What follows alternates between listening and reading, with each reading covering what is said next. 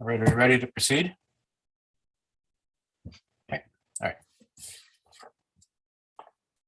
Good afternoon and welcome to this online hearing of the Committee of Adjustment for the City of Ottawa. The Committee of Adjustment is a quasi-judicial tribunal appointed by City Council to make decisions on certain types of applications under the Planning Act. My name is John Blatherwick and I will be chairing this hearing today. With me are my fellow panel members, Bonnie Oak-Charon, Stan Wilder, Heather McLean, and Michael Wildman. Please take note that this video conference is being live streamed on YouTube.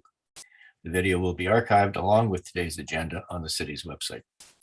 Before we begin, we have a few items to outline for your information. While the issues surrounding development in the city are broad, our mandate is quite limited. The committee cannot consider aspects of the proposal that are not related to the required variances: noise, pollution, property maintenance, property values, prosecution for illegal construction, personal comments regarding neighbors, agents, or applicants, additional variances without proper public notice. If there is an identified need for an additional variance or variances, including an increase in the extent of the relief required, a recirculation of the application is required. As part of the statutory public notification requirements, each applicant was required to post a sign on the property and to file a statutory declaration confirming the sign posting. We have received, I believe, none of those stat decks. So I'm going to have to issue the oath or solemn declaration to all agents or applicants before we can hear your particular item. Regarding quorum, if this is lost during the hearing due to technical difficulties, proceedings will be paused to allow time for the resolution of the issues. Failing the ability to reinstate quorum, hearing of the items remaining will resume at the outset of the next regularly scheduled meeting of the committee. In terms of the hearing process, listed on the agenda and appearing on the screen are the applications we will hear today. For the sake of efficiency, the committee may deal with the agenda items in a different order. Note that the committee members have reviewed the application materials prior to this hearing and any written submissions received in support or in opposition. In addition, the committee will hear today oral submissions from any interested parties as part of our proceedings. The committee may ask for a brief presentation by the applicant, followed by questions from the members where clarification may be needed. The public submissions portion of the hearing will then begin, and any interested parties will be invited to make their submissions to the committee. Panel members may then ask follow-up questions where additional clarification may be required. When you are called upon to provide your comments, we will ask you to do the following. Start with stating your name and municipal address. For the record, we may ask you to spell your name. Then begin your submission by addressing your comments to the panel members. You may ask questions, but please direct them only to the chair. Please limit your comments to a maximum of 5 minutes. Any exceptions will be at the committee's discretion. Once all interested parties have had an opportunity to address the panel, the public submissions portion of the hearing will then be closed. The committee will then make an oral decision to either grant or deny the application. The committee may also choose to reserve its decision. In such case, the panel will deliberate further on the evidence presented immediately following adjournment of the public hearing. In either case, the committee will send within 10 days of its decision and to all the parties and those who have requested it, a written notice of decision that sets out the reasons for the decision. All decisions of the committee are subject to a 20-day appeal period during which the decision can be appealed to the Ontario Land Tribunal for a fee. So some items of business before we begin. Are there any declarations of interest for today's hearing? Today's hearing are the panel 1, 2, or 3. Yes, Mr. Chair, I'm declaring a potential perceived non-pecuniary conflict of interest under the city's code of conflict for local boards. On item number 9, application A00266 for the property at 76 Iona Street as a family member is an acquaintance of the applicant.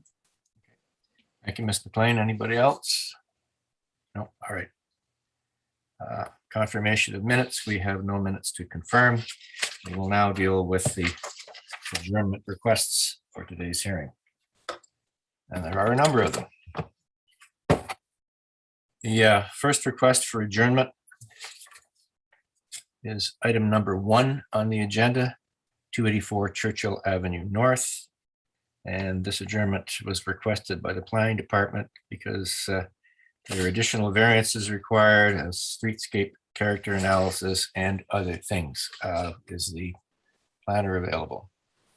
Yes, Mr. Chair. Mr. Hamilton, the department's position on this and the reason for your request for adjournment, please. Yes, there were various design changes required to meet performance standards. The applicant has provided revised plans, but we do still require a streetscape character analysis and additional time to adequately review the revisions. I understand that there's been some changes to the site plan as well. Yes, correct. And so those amendments will be filed with committee. Yes. Okay. Is there going to be, or will the department be requesting of the applicant to provide lot patterning evidence in the area? Not at this time. I do not believe so. I think it would be in your discussions with them. I think it is something that the committee would like to see. Okay. Like to Thank see you. how this fits into the community. The agents for this application, Mr. Gavran, is he there?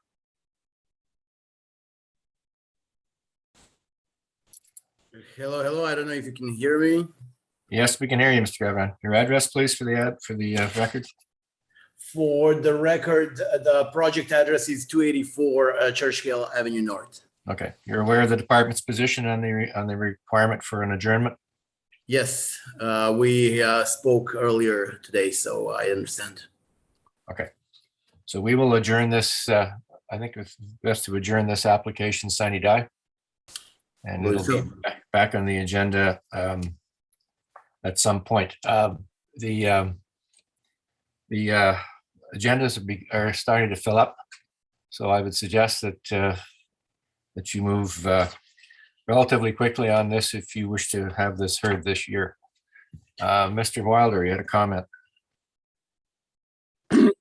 Yes, Mr. Gavran, I would strongly encourage you to, while you have the time now for the next while before you come back to us, to meet with the abutting property owner.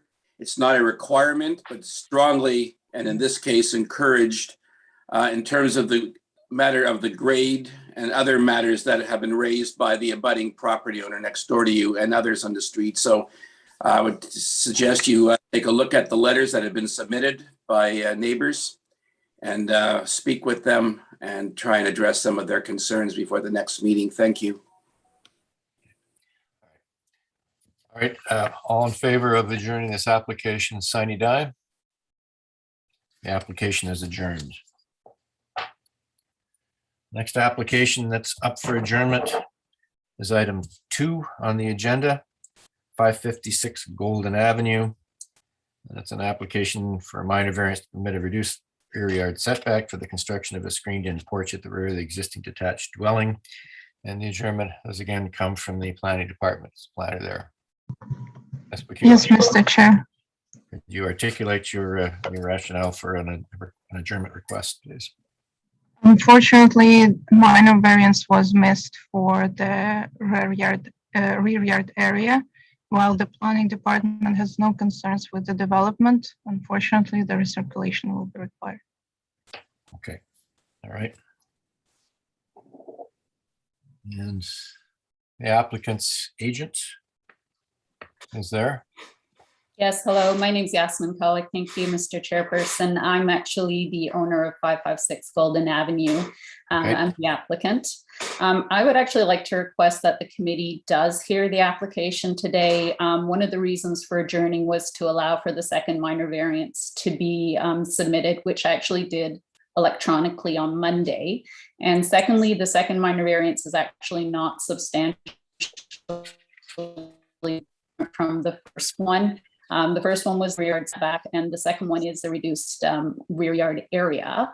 They have the same impact on the 4 tests in terms of responses and the same impact on the neighborhood. The neighbors are all aware and either are neutral or supportive of this project, no difference to the official plan. And while I realize it's not usual practice for the committee to go ahead and hear an application when an extra variance is required, just in terms of being the homeowner and this being missed, it's difficult for an applicant, even though the onus is on myself, to identify all the variances that are required. I'm not an expert in the area. I have looked at the bylaws, and I don't see how a layperson would actually know what variances to apply for. And my understanding was in the obligation of consulting the city planner was to have them identify the variances for us. And so if that's missed by the city, I'm not really sure how the homeowner is supposed to catch it. Actually, it's your responsibility to identify the variances you need, not the planning department's. Yeah, yes, I understand that according to the committee's website. I guess my question is just, I'm not sure how a homeowner is supposed to do that.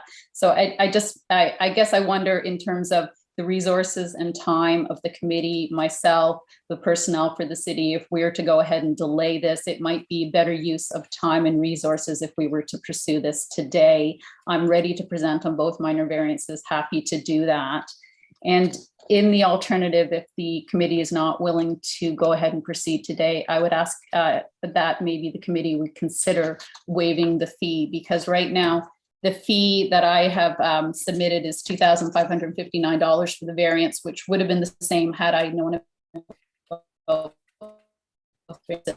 I became aware of the second variance last Friday, which adds another $662 for me to submit. And so I ask respectfully that the committee consider waiving this fee.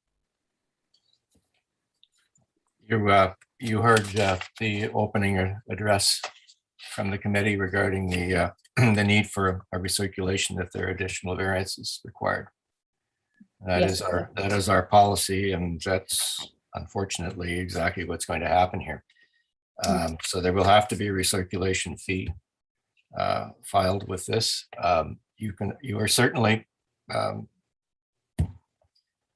within your rights to ask us to waive the application, and that would mean sending correspondence. But the fee is going to have to be paid for the recirculation first. So, it's unfortunate that we have to do this. However, quite frankly, the way that applicants should really proceed is to hire the professional expertise needed to identify what needs to be in the relief request that comes before this committee. Anyhow, that said, we will adjourn this application sine die. As I said to the previous applicant, if you want to get this application on the agenda this year, we suggest you do this as quickly as possible, because the agendas for the remaining meetings of the committee are starting to fill up. All right, all in favor of adjourning this application sine die? Application is adjourned.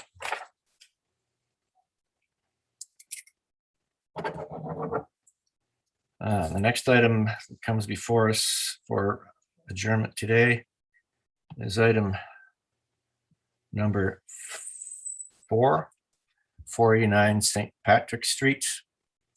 Minor variances to permit a reduced lot width and lot area, reduced rear side and front yard setbacks, reduced rear yard area, et cetera, et cetera. The request for the recirculation, the adjournment, or the adjournment sine die, and the recirculation is coming from the planning department because they've indicated that there are additional variances needed. And Ms. Pecula. Yes, Mr. Chair. So the minor variances are missed due to nature of the development. It's an addition in the rear, but at the same time, it's a conversion into the 3-unit dwelling.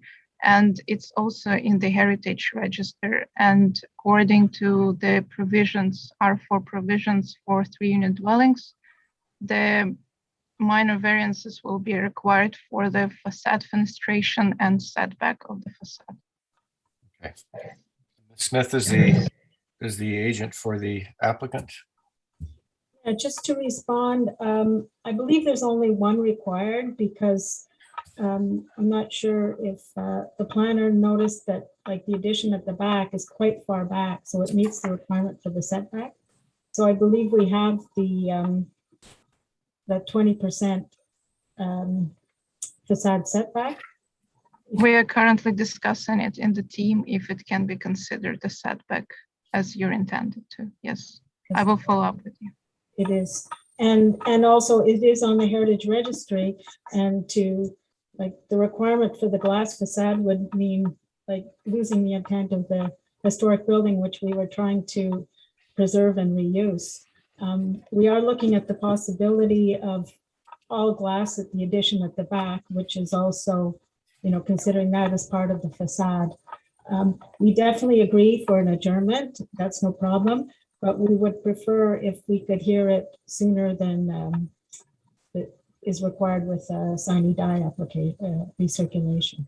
Unfortunately, Ms. Smith, with the additional variance requirements, this application will be adjourned sine die. And as I've said to the first two applicants, the agendas are filling up. So if you get this straightened out with the planning department as quickly as possible, there's still a good possibility of getting on an agenda before the end of the year.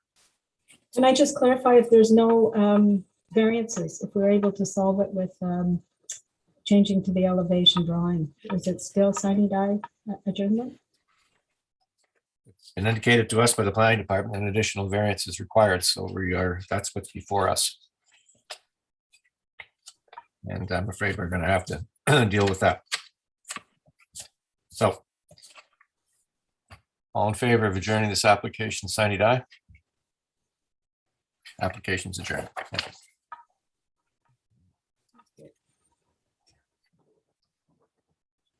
The next application that's up for adjournment is item 10 on the agenda, 1075 Carling Avenue.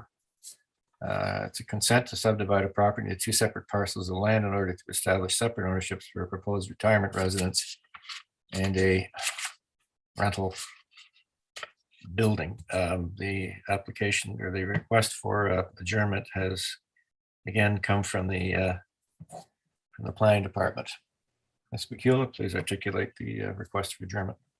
Yes, Mr. Chair, the planning department would like to have clarity regarding the ownership and structure of the parts and also include some legal opinion into the comments. So we would like to adjourn it till October 20 hearing. Thank you. Okay. And is the agent for the applicant there? Through you, Mr. Chair, yeah, we agree with the adjournment. Could you identify yourself, please, sir? And your address? Vincent Denime, 1705 Carling Avenue. Okay. And we do agree with the adjournment to October 20th. Okay.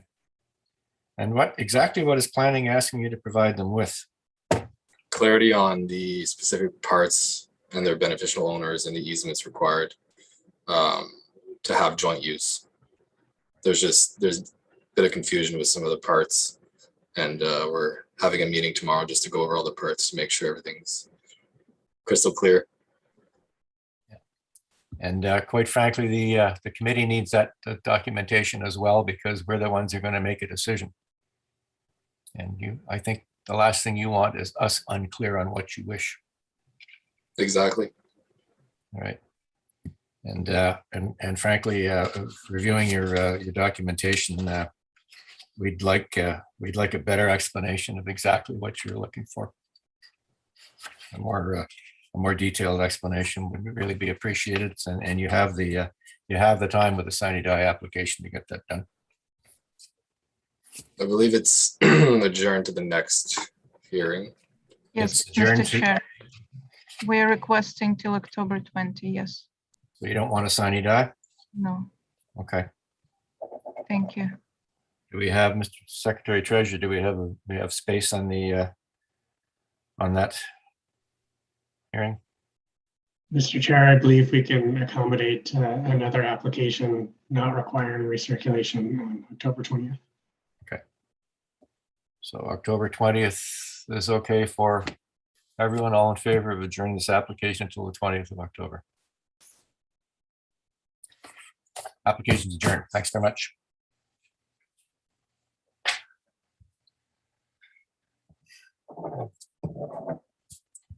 And the next application, which is up for adjournment, is item 12 on the agenda.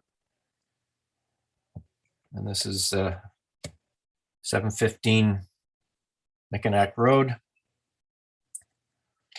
And these minor variances to permit a reduced number of residential parking spaces, combined soft and hard landscaped, parking lot buffer, reduced building setback above 4 stories, increased driveway width, reduced rear yard setback. Again, the planning department has indicated the need for an additional variance, which would require an adjournment sine die as the planning department there. Mr. Hamilton. Yes, Mr. Chair, that is correct. We are looking at an additional variance for the parking on the east side of the property that would be in a required corner side yard, as well as a potential facade variance at the north portion of the site, although this may be able to be addressed through design considerations. So we are looking for additional time to speak with the applicant on this. Where are we in the site plan process regarding this property? I would have to confirm with Tess Gilchrist, but I believe we are at second submission. Okay. All right. And the agent is Ms. Thompson. Ms. Thompson, you're aware of the department's request?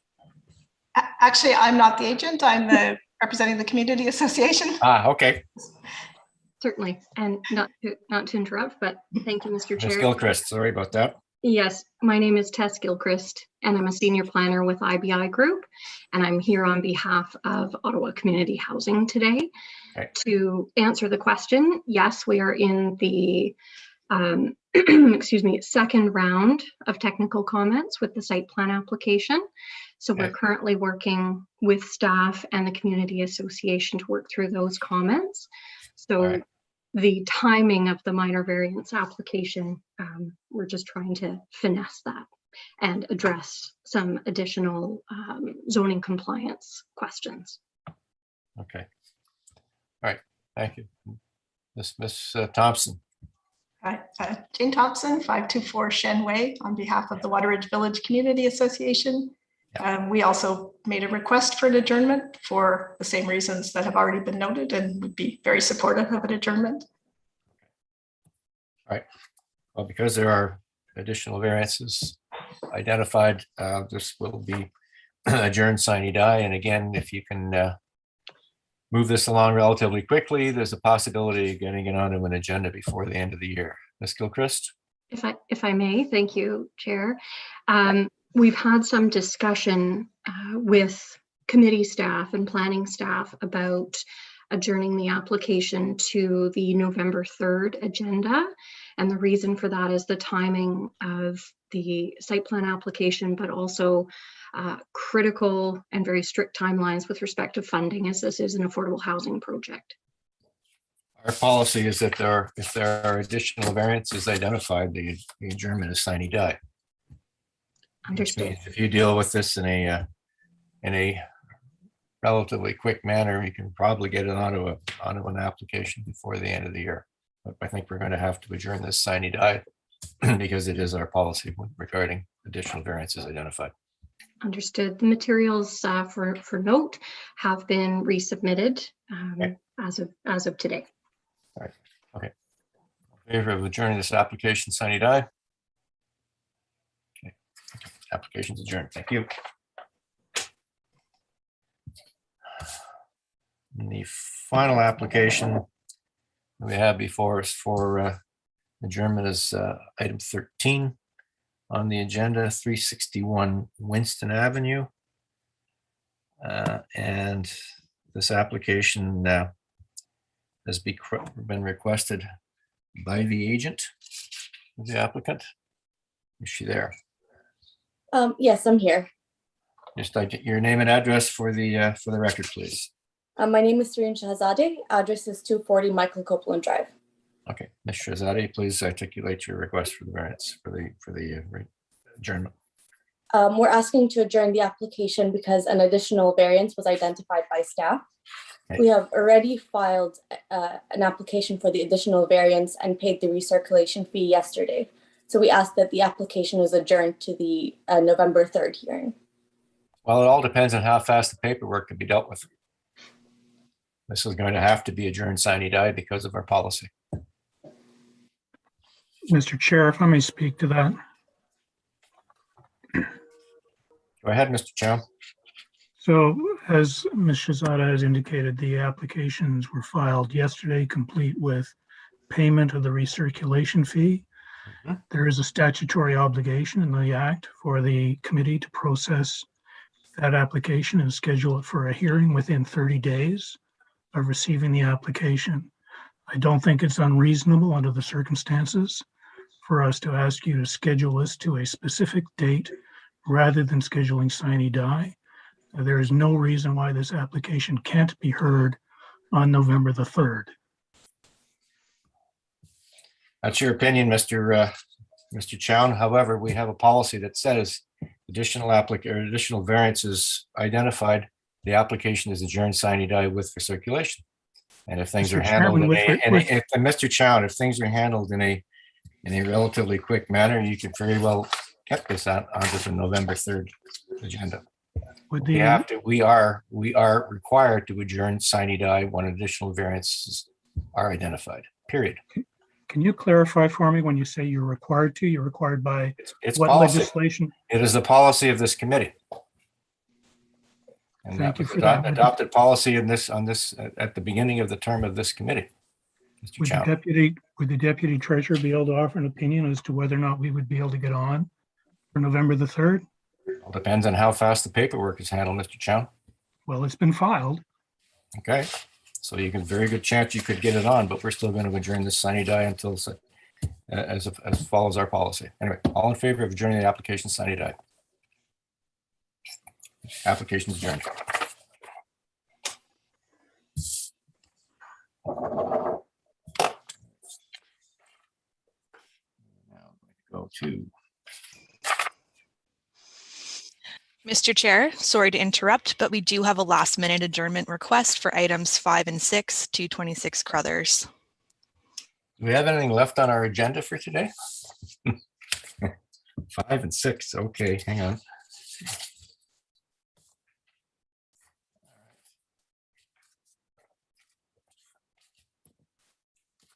Hang on 1 second.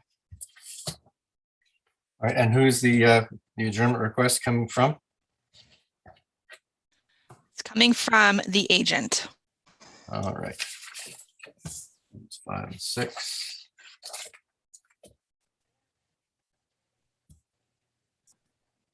Ms. Zaki? Yes. Hello, Mr. Chair, members of committee. You're with FOTEN? Yes, I am with FOTEN.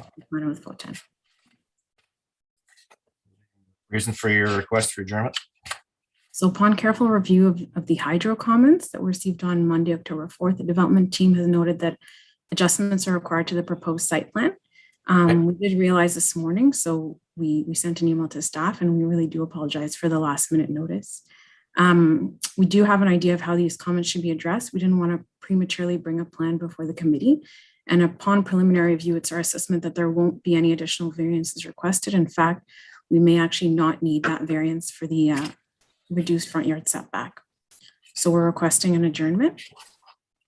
And which hearing are you looking at in the future? The soonest possible hearing would be wonderful, if that's amenable to you. Mr. Garner, there's a room on the next hearing schedule? Yes, Mr. Chair, we could accommodate the applications October 20th. Would that be sufficient? That would be great. Thank you so much. All right. Okay, so all in favor of adjourning this application until the 20th of October to allow for further clarification. Okay, your application is adjourned until October 20th.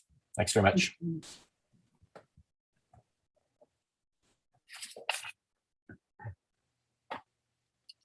All right. 6.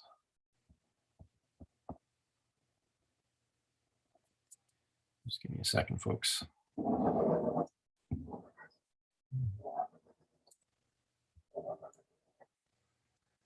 Okay. All right.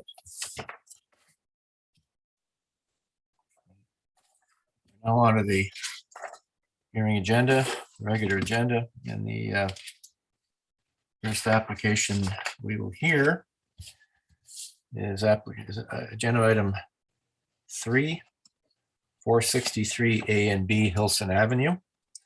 And this is a consent to subdivide the property into 2 separate parcels of land in order to create separate ownerships for each half of the 2-story semi-detached dwelling currently under construction. And is the agent for the applicant there?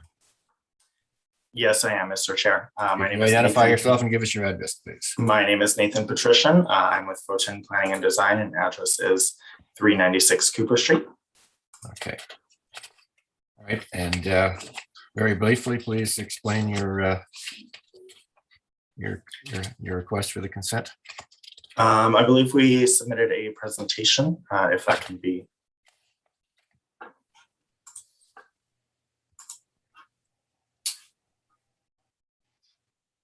Great, thank you.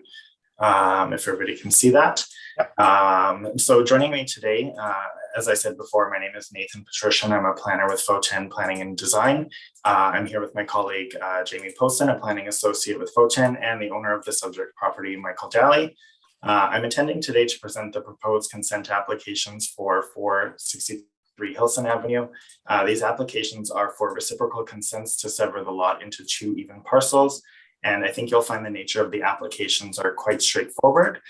So this slide shows the existing conditions of the subject site and surrounding properties. The site, as mentioned, is municipally known as 463 Hilson Avenue and is located in the Westboro neighborhood of Ottawa, and currently contains 2 2-story semi-detached residential dwellings.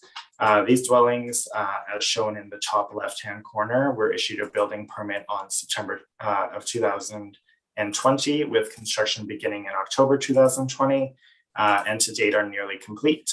The remaining images here show the surrounding context on Hilson Avenue and across from the site. Next slide, please. Okay. This slide shows the art plan detailing the proposed severance applications and the site plan prepared at the time of building permit.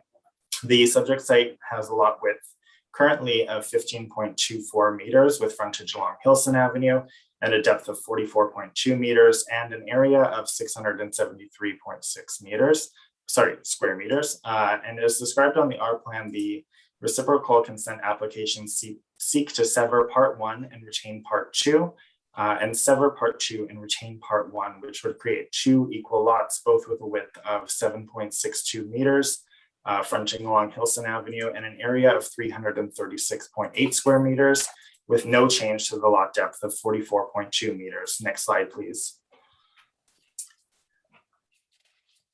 This slide contains information related to the legislative and policy framework applicable to the subject site and consent applications. So as we know, Section 53 of the Ontario Planning Act empowers municipalities to grant consent for severance and states that committee shall have regard for a list of criteria in Section 51(24).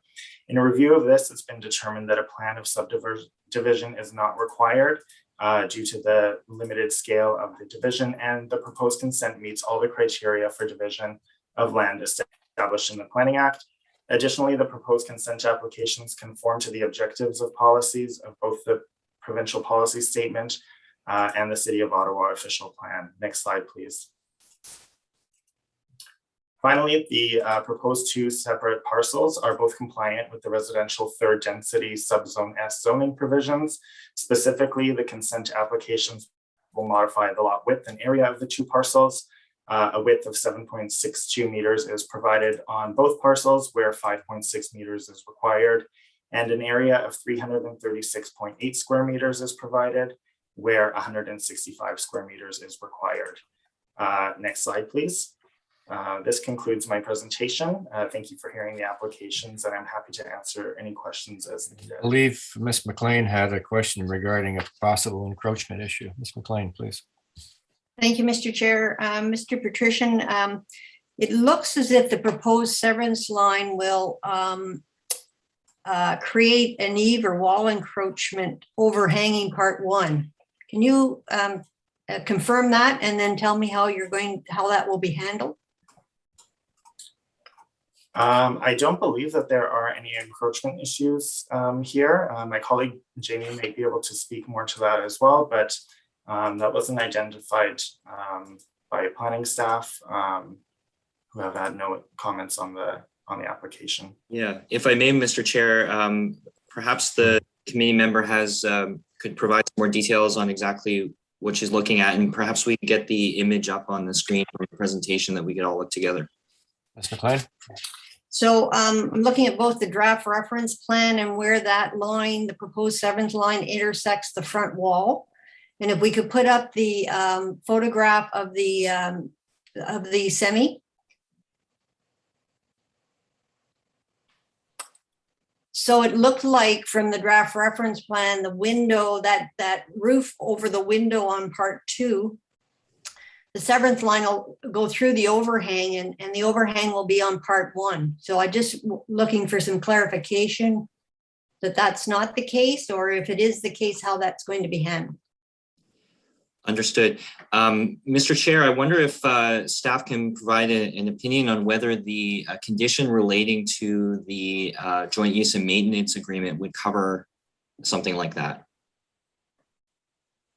Yes, Mr. Chair and the applicant. So I believe this is a common wall, and the overhang can be considered part of this common elements and can be covered by joint use and maintenance agreement. Yes. So as the owner of part 2, part of my wall, part of the roof line over my 2nd-story window is going to be on the other owner's property. And you're saying that the joint use agreement will cover that issue if I have to maintain it, or somebody's going to maintain it, or? I believe yes. Okay, thank you. You're shaking your head, Mr. Wilder. You're muted, Mr. Wilder. I don't know. I mean, I'm a little perplexed about that, but if the joint use and maintenance agreement is going to resolve that, fine. I question that as well, but I'll accept the planner's response. Thank you. Okay. So that means that joint use and maintenance agreement will have to have a specific reference to this overhang? Yes, and exactly. Possible encroachment. Okay. All right. You're aware, gentlemen, of the conditions. Cash in lieu of parkland. A tree planting plan must be submitted. Independent services confirmed, and of course a Zoom agreement with obviously a specific reference to the overhang and possible encroachment issue. Yes, Mr. Chair. Okay. All in favor of the consent application as provided to us? Your application is approved. Thank you very much. Thank you.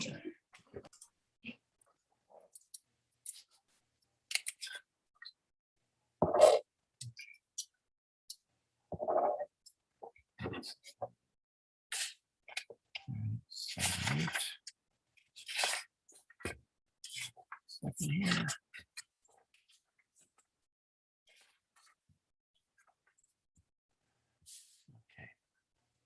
Next application we'll deal with items, excuse me, 7 and 8 on the agenda, 432 Bevan Avenue and 358 Byron Avenue. This is a consent to subdivide the property into 2 separate parcels of land in order to create separate ownership for the existing 2-story semi-detached dwelling currently under construction. This committee dealt with this application back in the early part of 2020. There was an application to create or to build a semi-detached on this lot. And the variance that we had back then was for a only for a corner side yard reduction. Well, the agent for this application is Mr. Holzman. You hear me, Mr. Chair? Yes, can. Good. Have to go through the oath or solemn declaration. Do you solemnly swear or affirm that the notice provided to you as part of the application process and by the committee was posted at the property to which the application applies for the prescribed number of days before the hearing, and clearly visible and legible during the entirety of that time? Yes, I do. All right. If you could kindly explain what you would like us to approve, Mr. Holzman. Okay, so we have a slide presentation that included some of the materials that we submitted with the original application. It was filed in July. So there's a rendering of what the building will look like. Next slide, please. This is actually taken just a short time ago, and it shows the same view. This is looking from across Byron, sort of looking at the corner, and point out that the front door of the Byron Avenue proposed lot is facing Byron, whereas the front door for the Bevan lot, the interior lot, faces Bevan, but both driveways and both garages, single car driveways and garages, face Bevan. Next slide, please. There's a deposited reference plan denoting where the party wall is and the proposed creation of the two lots, one being the corner and one being the interior lot. Next slide, please. That's an aerial taken just before the construction started. A special note to a tree that's at the corner, the southeast corner of the property, that went through great efforts, including working with the neighbor to retain that tree. It was an integral part of the design, and it's doing quite well right now. Next slide, please. There's a site plan that was part of the previous variance as well as for the building permit. And again, the proposed lot line is a dash line that runs down the middle of the structure in an east-west direction, creating two proposed separate lots. What else can I point out? There was a question about the width of the driveway, but it's on the plan, it shows a 2.7 meter wide driveway for both units. It's when you blow it up, that's the dimension. That's what's been constructed out there. Next slide, please. Just some building elevation to show what the front looks like in the back, but the front is the top view facing Bevan. The back is the rear elevation. Next slide, please. And that's the side views. So the one at the bottom would be the Byron Street. Again, you see the front door facing Byron. A very important feature was that streetscape along Byron to animate it. And as the chair has already said, we had a slight reduction in the corner side yard setback to allow this structure to be built. It started construction last year, and it complied in all other respects with the bylaw. Next slide, please. So just a couple of points that I'll raise right now. Again, as it was indicated, there was a building permit issued. It's gone through inspections. Everything is working out well with the inspections. I already mentioned the second bullet about the design of the two units, the driveway widths, and the third one is the garage, the front door, along Byron Avenue. The single variance before, so the actual essence of the applications are reciprocal consents to create two separate parcels. The exterior lot, the corner lot, complies, whereas the interior lot would be substandard in terms of lot width at 7.17, whereas the bylaw requires 7.5, and the lot area at 196.6 meters squared, whereas the bylaw requires 225. And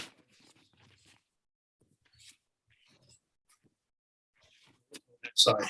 So I just wanted to focus in my rationale that I submitted on July 13th, and I'll keep it brief, but I wanted to just highlight the one, they're all important tests, but I think the most important is the test for being minor, and minor can be mathematical, but it can also be impact. And I would put it to this committee that the structure that's there now that's getting ready to be occupied is going to have two units. If it's not severed, it's two rental units, but two separate families live in it. They'll enjoy it. There's a party wall, there'd be a division down the rear yard. So the form and function will not change as a result of approval of the consents if you grant them. So essentially, in terms of impact, there's absolutely no impact if the variances are granted to create the two separate properties. It could be either sold out independently, they could be sold but still rented, or be rented to do separate operating families. So I put it to you that from that test and then the other three tests that are outlined in my rationale, I believe that we've met the tests for the 4 tests under the Planning Act. So I'll sit back and take any questions that you may have. I'm looking at the consent notice that was sent out and looking at the lot areas that are identified for Part 1 and Part 2. In the R2G zone, Mr. Holzman, there's a requirement for a 7.5 meter lot frontage. That's and a 225 square meter lot size. Those are the minimums. You add up your two parcels, you come out to 448.1 square meters, which means this is a substandard lot. So how did this happen? That a minor variance for a reduced corner lot was allowed when the lot area was substandard for the zone? So, Mr. through the chair, or to the committee, or to the chair, you're asking how did it happen? Yeah. This committee approved the minor variance, the one minor variance that was required in order to have a 2-unit building on the subject property. We approved a minor variance on a substandard lot. Why was there not another variance in 2020? You'd have to I'll turn that over to your planning department. We have to implement the bylaw, but it's up to the planning department to interpret it. And that's in their review of the original application. There was only one minor variance required. Yeah, and that's my question to the planning department. We have a substandard lot. How did that happen? That's not 450 square meters. It's less than that. You are correct, Mr. Chair. So we're dealing with a consent application on a lot which is substandard. Yes. So unfortunately, I was not the planner in the past application in 2020. I do believe that the R2G provisions have not changed since the first time that this property went to Committee of Adjustment. However, the requirement for semis to be evaluated separately may have been the trigger for the lot width and area variances currently for the severance under the new provisions. Okay. All right. Thank you, Mr. Hamilton. Ms. McLean, you had a question, I believe. Thank you, Mr. Chair. Yeah, I just don't understand how a building permit was issued for a lot that didn't meet the requirements of the zoning bylaw. Any response to that? From me? From you or from planning? In other words, the building permit was issued for a lot of 448 square feet. Square meters, yeah. Or square meter, sorry, and it looks like the lot only has 448. Should be 450. So I'm not sure. I guess we want to understand why we're dealing with minor variances now, and why weren't they put forward? It places everybody in a bit of an awkward position here. Why they weren't put forward when the corner side yard variance was being requested. Any response? Through you, Mr. Chair, from the staff perspective, we don't have an answer as to why a building permit was granted, but in order to formalize the lot width and lot area currently, and for the severance that's going through with the provisions that exist today, we end up with these variances associated with the severance now. But we see applications, I guess, coming forward with minor variances for lot area and lot width prior to the consent application being made, and but that's not the case in this application. So I'm not sure if we need to adjourn it to find out the answers, because it's just a very awkward situation to be placed in. It's built, as Mr. Holzman pointed out, there's going to be 2 families in there, but we're now being asked for a reduced lot area and width after the fact. So I'm just, I'm looking for some answers, I guess, just to some understanding. Thank you. Mr. Wilder, you had a question, comment? Yes, I remember when this application came forward, I just assumed it met the requirements for lot area, lot width. I mean, I'm very disappointed. Frankly, I'm prepared to let this stand as a semi-detached rental. I will not support the application for consent. Regardless of the fact who's responsible here, I feel that it's basically egregious at this point to be going ahead with this. I mean, I have to agree with the comment by a neighbor. Frankly, as Mr. Holtzman said, this can remain rental as a semi. That's fine with me. I'm not going to support this. If it was the city's mistake, the building permit, the buildings branch in terms of issuing the permit. So I think in my case here, I'm just not going to support this application and let it remain a rental semi. Thank you. Any further comments, Mr. Holzman, on the application? Yeah, well, I have comments. I think I'll keep them to myself. As I said, we have a bona fide building permit. Went for you a full review by your planning department, your building division. There was no untoward. It was on the plans. We received the permit. We needed one variance at the time. The zoning review was done. We complied with everything else, and we got a building permit. We built it. We're now trying to sever it. That was always the intention. Your planning department has worked with the inspector over the last month to confirm that this is the only variances needed for the interior lot. And my clients will be very disappointed if this committee turns it down. That's all I can say. I mean, they've done everything they had to do. Yeah. Thank you, Mr. Holden. It's understood. Ms. Oakshire, comment, question?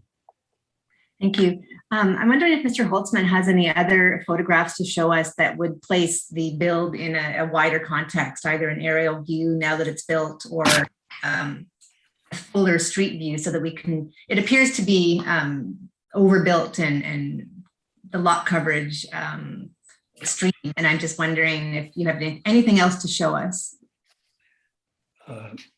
Through the chair, first of all, it's my opinion it's not overbuilt.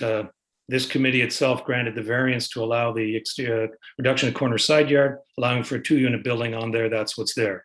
So this same committee approved the required variances to allow a 2-unit building. Having said all that, and with respect to the committee, I counted about 16 lots that are about the same size as the original parcel. Now, I'm not going to be naive enough to say that those are mostly interior lots, and this being a corner lot requires that little extra elbow room. However, this committee approved the variance to allow this structure, 2-unit building on a lot of a certain size. And again, not to rehash, but our applications are seeking to divide it as per that original plan. So I don't have a lotting plan. I wasn't asked for one. It's not a specific requirement of this committee. However, I know in certain cases, it's helpful. In this case, we felt that I have a list of 16 or 17, and when I come before the committee, we'll certainly provide that lotting plan if we choose to come back to the committee. All right. Thank you, Mr. Holzen. I think what we're going to do is, given the information we have and the some bit of confusion regarding our initial minor variance decision to grant a variance on a substandard lot. We're going to have to sit down and discuss this after the hearing concludes today. So I think we'll reserve on this application, and you will hear our decision. You will receive our decision within 10 days. Thank you very much. Okay. Thank you very much. Thank you.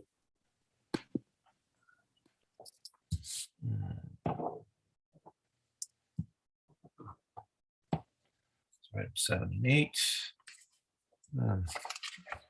Next application before us today is 76 Iona Street. And these are minor variances to permit a front-facing garage and a double-wide driveway. It is proposed to demolish the existing dwelling and construct a 2.5-story detached dwelling in its place. And we understand from the information that's been further information has been provided to us that the double-wide driveway might no longer be an issue. So the agent for the applicant is Taylor West. Are you there?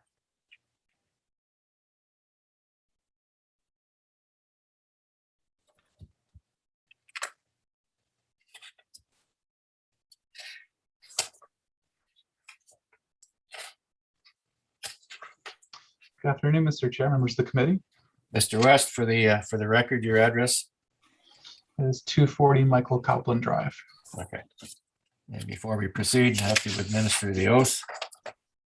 Do you solemnly swear or affirm that the notice provided to you as part of the application process and by the committee was posted at the property to which the application applies for the prescribed number of days before the hearing and clearly visible and legible during the entirety of that time?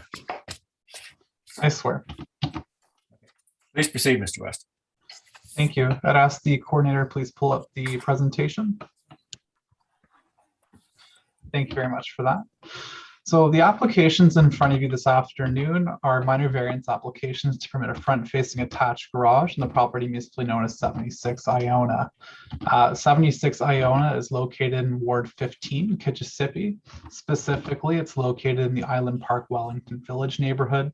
The subject property is an area of approximately 464 meters squared and a frontage of 15.25 meters on Iona Street. A Streetscape character analysis was submitted to the city on March 12th, 2021. Municipal staff then confirmed the dominant character groups are ABA in their concurrence letter dated March 24th. The first letter A determines the characteristics for garages, carports, and parking, and that's the character group that we're interested in about today. If I could ask you to switch to the next slide, please. Thank you. So the applications for minor variances facilitate the development of a single detached dwelling with a front-facing attached garage in the subject property. The dwelling is proposed to be 2.5 stories in height, have a frontage on Iona Street. An individual driveway will provide access from Iona to the attached garage. And the image on the left side of your screen shows the initial application. As the chair commented, there has been a few revisions going forward with this project. So with consultation with the immediate neighbors to the east and to the west, the site plan has evolved. The revised site plan is shown on the right side of your screen. The building itself has moved slightly closer to the front lot line, which was done to resolve a concern for the rear yard setback that municipal staff had identified. Through conversations and consultations with the immediate neighbors, our client also reduced the width of the driveway from a double wide to a single wide, which in turn also resulted in dropping variance C from the initial application. The garage is also now a single wide garage instead of a double wide garage. And the proposed single car driveway still preserves the trees located in front of the building. And the final change is the wraparound porch has been removed based off of conversations with the immediate neighbors. I note that the wraparound porch, there was no variance required for it, but it was just done in good faith. Although the immediate neighbors to the east and west did not write into the community adjustment, it's our understanding that they are satisfied with the revised application. If we can switch to the next slide, please. Perfect. So the slide in front of you highlights the required variances. Variances A and B are functionally the same, but the zoning bylaw repeats the requirement for garages to comply with the Streetscape character analysis in 2 different sections of the bylaw, notably 139 and 140.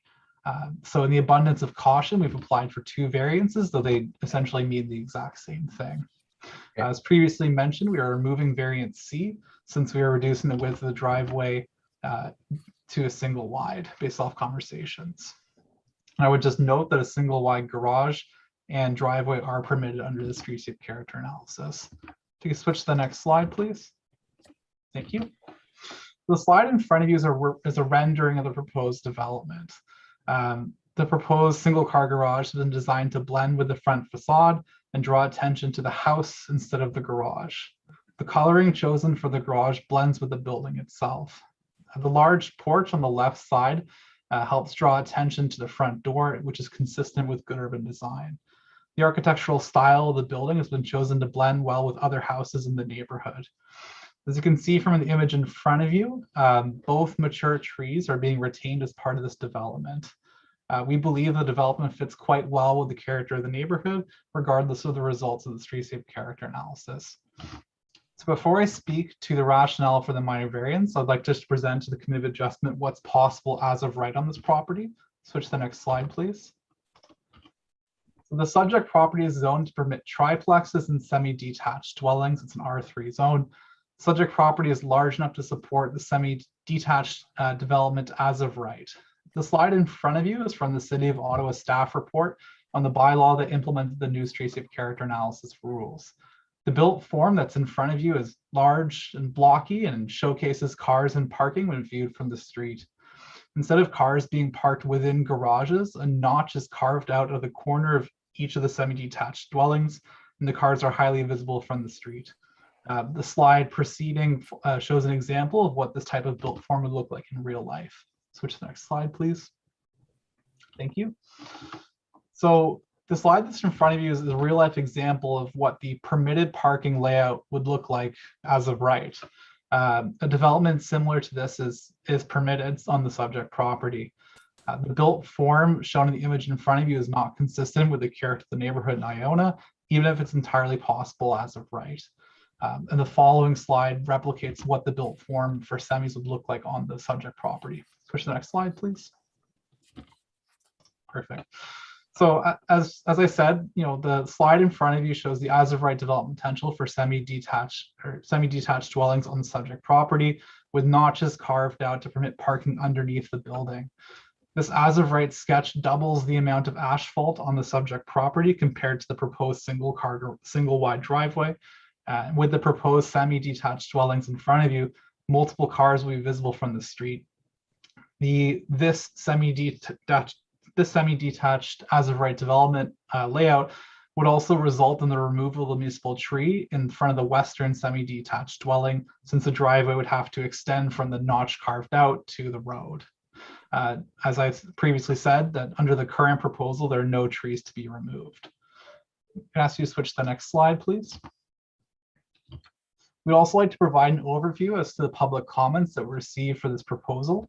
And the slide in front of you shows who exactly submitted comments for this applications. So the property owners at 96 Iona have submitted comments in support of this application. 96 Iona is located within the streetscape character analysis, and they also have a front-facing attached garage. 70 Iona also submitted comments in support. They're also located within the streetscape character analysis, and they have a attached garage in the interior side yard. The property owners at 68 Iona have also written their support. Once again, they're also located within the streetscape character analysis for the proposed development, and they actually have a detached garage in the rear yard, which is the dominant characteristics.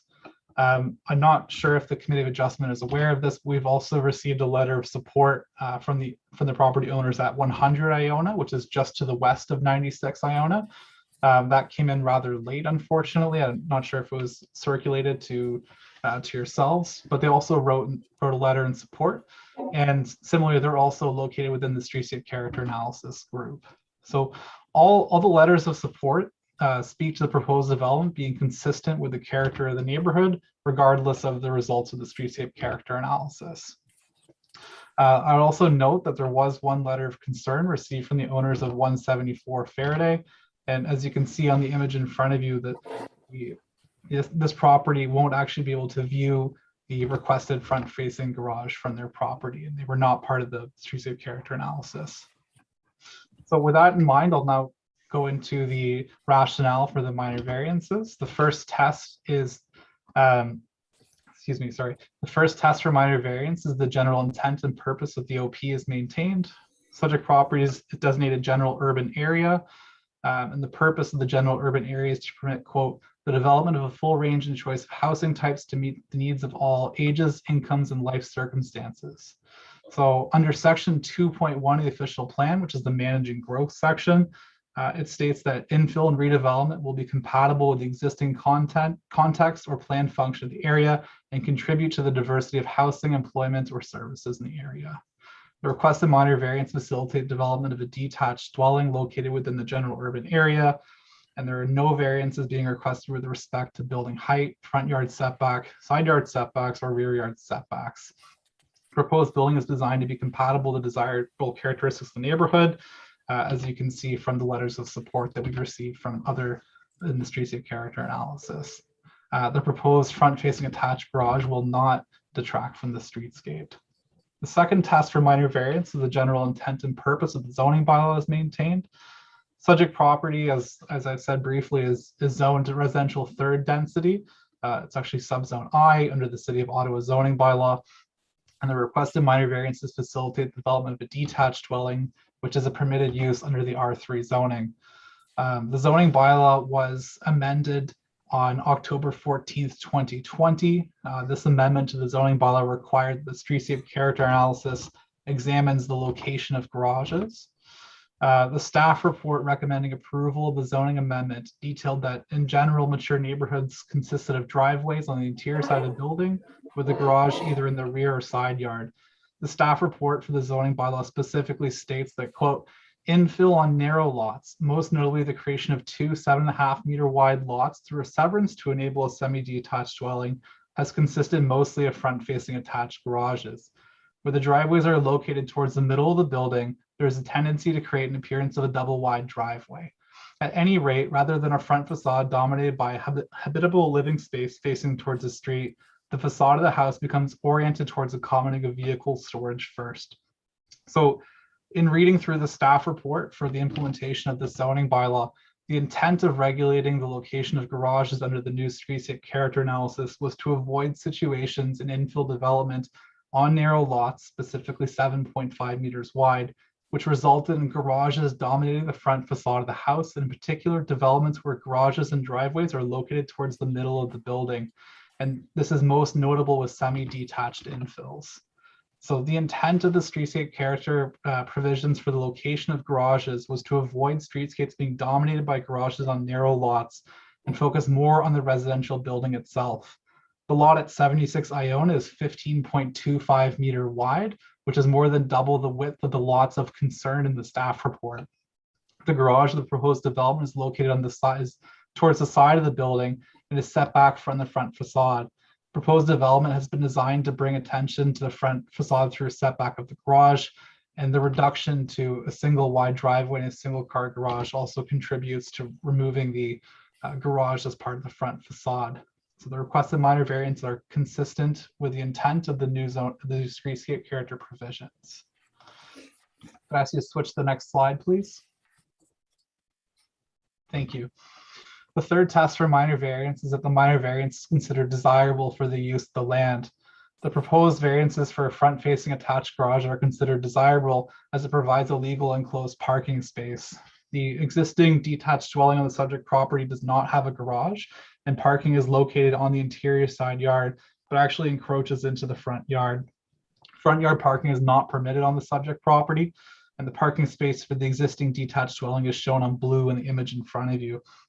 The proposed front-facing attached garage will remedy the existing front yard parking situation, and the location of parking spaces within the front-facing garage is considered desirable. I'd also note that with the level of support we receive from the immediate neighbors and the neighbors within the streetscape character analysis, it could also be interpreted that the proposed development is desirable from a built form perspective. If I ask you to switch to the next slide, please. Thank you. The fourth test for a minor variance is that it's considered minor in nature. So I'll now speak to the streetscape character analysis images. The analysis found 2 additional houses on the street that have front-facing attached garages. So 96 Iona Street, which is shown on the left, has a front-facing attached garage. This front-facing attached garage is not set back from the front facade of the detached dwelling, which results in the front-facing attached garage acting as an extension of the front facade. And as we've discussed in the staff report, for the changes to the zoning bylaw, the intent of the zoning bylaw was to make the front facade more dwelling focused instead of garage focused. And the second front-facing attached garage on the street is located at 70 Iona, which is shown on the right. The garage at 70 Iona is not located in the front facade, but it's attached to the detached dwelling. The garage at 70 Iona is the same character group as the proposed garage, but the built form is not entirely comparable with the proposed development. So the proposed front-facing attached garage in the subject property is set back from the front facade, which helps to reduce visual impact from a front-facing attached garage. The proposed development is designed to retain the existing Norway maple and the little leaf linden trees at the front of the property, specifically as a reduction in the driveway width. These trees will assist in screening the front-facing attached garage from the public view, as we've seen on the image of the rendering. There are also no houses that look directly at the garage or the front facade of the proposed development, because the subject property is located directly across the street from Elmdale Public School. So no neighbors have a direct sight line to the facade of the proposed development. I'll ask you to switch to the next slide, please. Just as an aside, the image in front of you is 66 Iona, and municipal staff had also identified this as being within character group B. The garage at 66 Iona is, it's in the same character group as the proposed garage, but the built form is not entirely comparable to the proposed development. This essentially speaks to the inconsistencies of using the streetscape character analysis as a tool for development. So as you switch to the next slide, please. Just some concluding thoughts. The proposed development on 76 Iona maintains the general intent and purpose of the City of Ottawa official plan and zoning bylaw, and the requested variances are considered desirable for the use of the land and are minor in nature. It is our opinion that proposed development represents good land use planning. Thank you.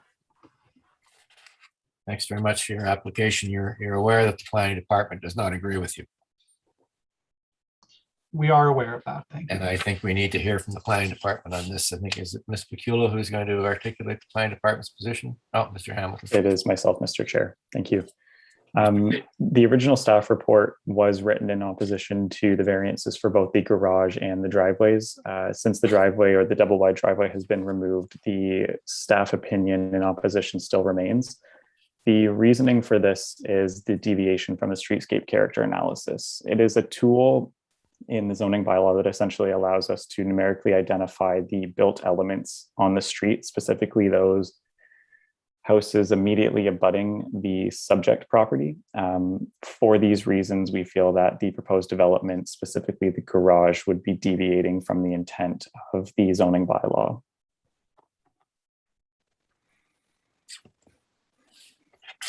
Okay. All right, Mr. Taylor. Or Mr. West, sorry, if you'd like to respond to the department. Chairman, maybe if I may step in to respond. Thank you very much. Please, Mr. Chan, go ahead. Thank you very much. So certainly we're not surprised by the comments from staff. They've been consistent in opposing applications for front-facing garages that have been brought before this committee. I think three things I'd like to raise with the committee or reinforce with the committee in response to the comments. I would encourage the committee to take into consideration Mr. West's comments with respect to the staff report that made the recommendation for these changes to the zoning bylaw, that they were driven very much by concerns with respect to the front-facing garages that were being developed and constructed for semi-detached dwellings on 7.5 meter wide lots. I was very much part of that process and very aware of what was driving the concern that was that staff were attempting to address by introducing this new provision to the zoning bylaw. When we're looking at a lot today, which is more than twice the width of the 7.5 meter lots, this garage is not going to dominate the streetscape. It is not going to dominate the facade of this building. The rendering that was shared with you illustrates a very attractive single-family home that will fit in on the street. The second, of course, is that amendment to the bylaw was driven in large part by concerns from residents and community associations about some of the infill development that was occurring at that time or over the years leading up to that amendment.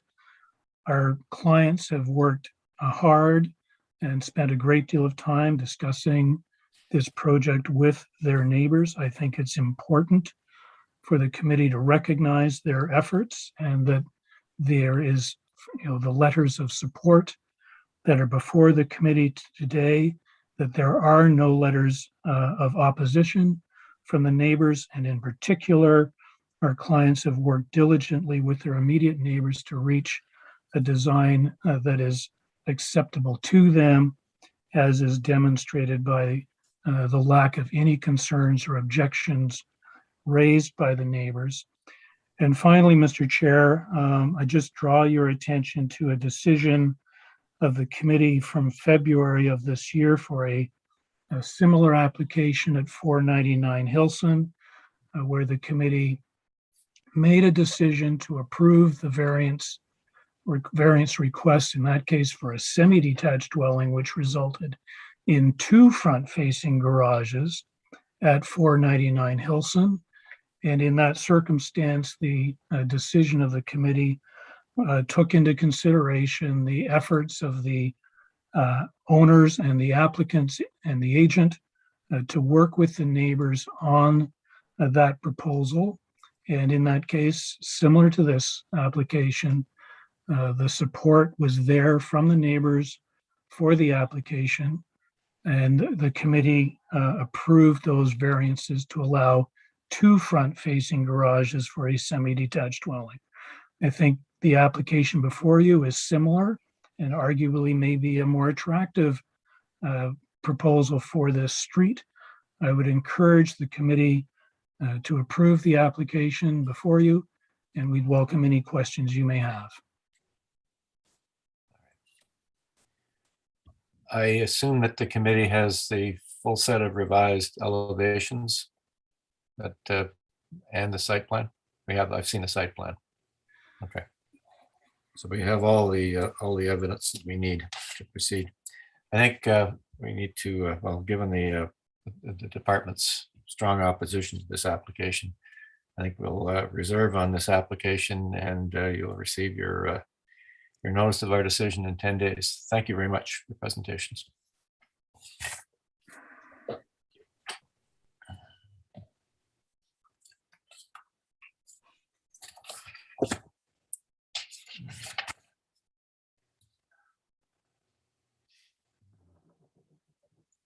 The next application that's before us today is item 11, 652 Gainsborough Avenue.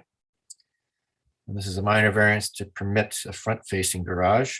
It's proposed to demolish the existing dwelling and construct a new 2-story detached dwelling in its place with a garage built into the ground floor.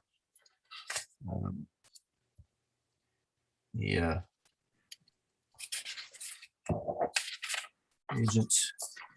agent for the applicant is Ms. Hill. Ms. Hill. Hi.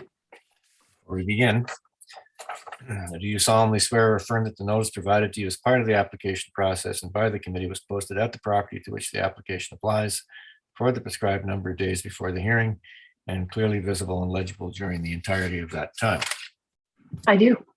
Okay, and you're aware of the planning department's strong opposition to this application? I am. Okay, you're prepared to deal with their objections in your presentation? Yes. Okay, please proceed. Okay, so Rosalind Hill, 414 Churchill Avenue North.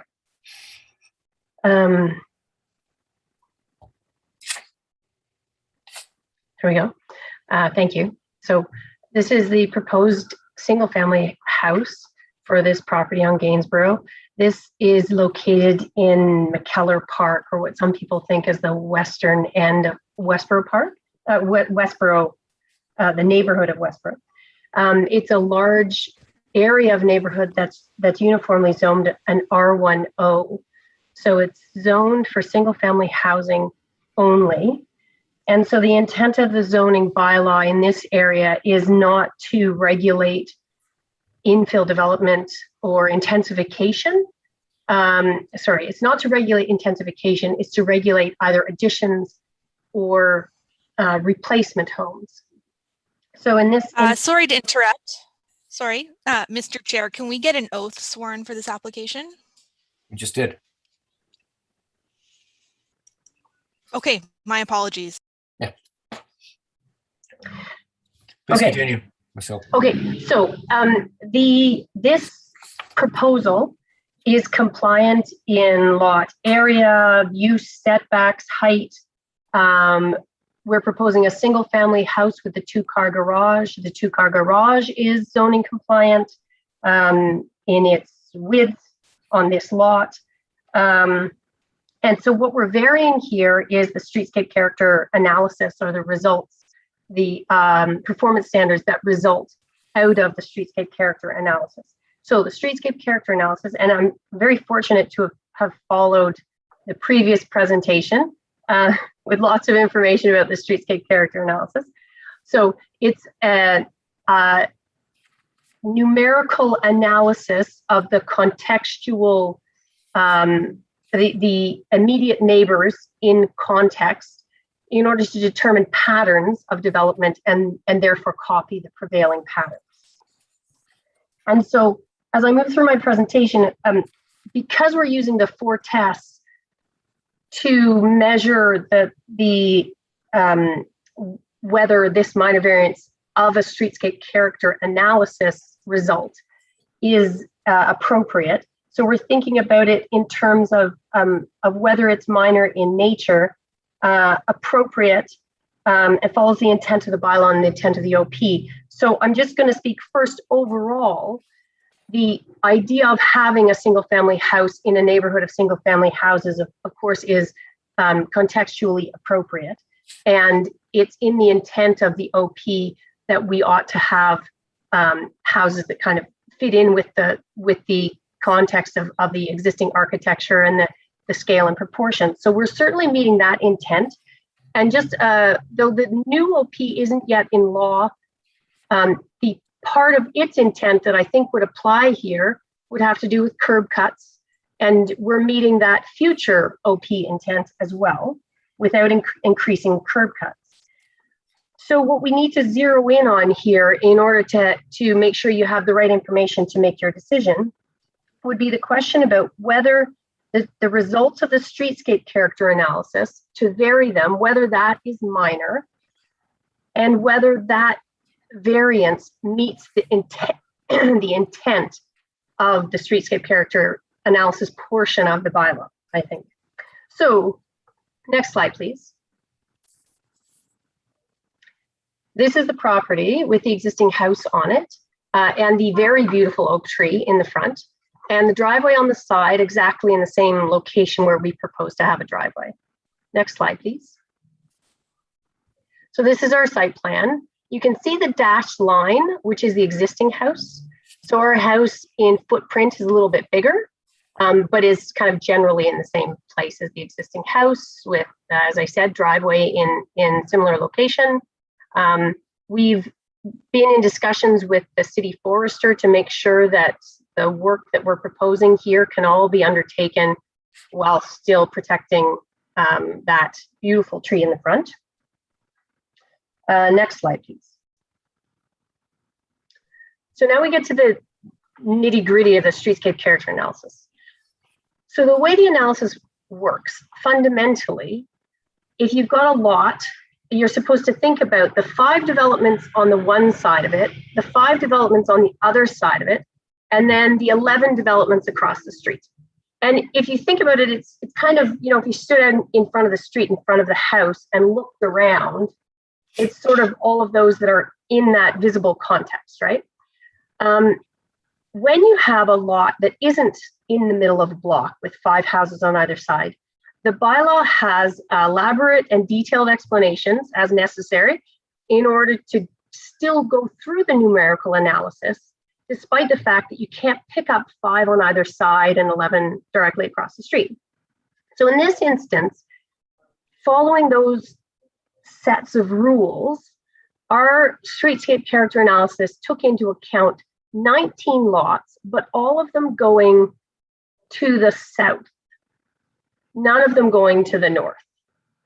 There were 19 lots that were included in the analysis, and of the 19 lots, only 6 of them had an attached front-facing garage.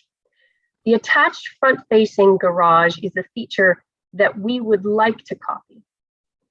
That is the feature that we see contextually relevant and that we would like to copy, but the streetscape character analysis suggests that that isn't the prevailing pattern.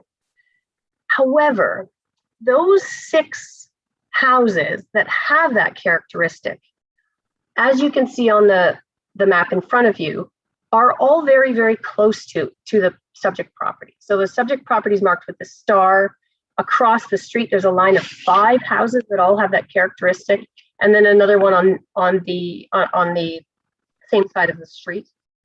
Also, at the top of the slide, you'll see 2 more that are fronting onto Dovercourt Avenue that also have that characteristic. They aren't included in the analysis because of the orientation, not of their garage, but of their front door. So, is this minor? If the authors of the bylaw, when they were making provisions for lots that aren't able to pick up 5 samples on either side and 11 straight across the street, if they had said, well then, we'll just go to one side, then our proposal would be compliant. If the creators of the bylaw had said, well, the sample size of 11 instead of 21 units would be appropriate, then we would be allowed the proposal.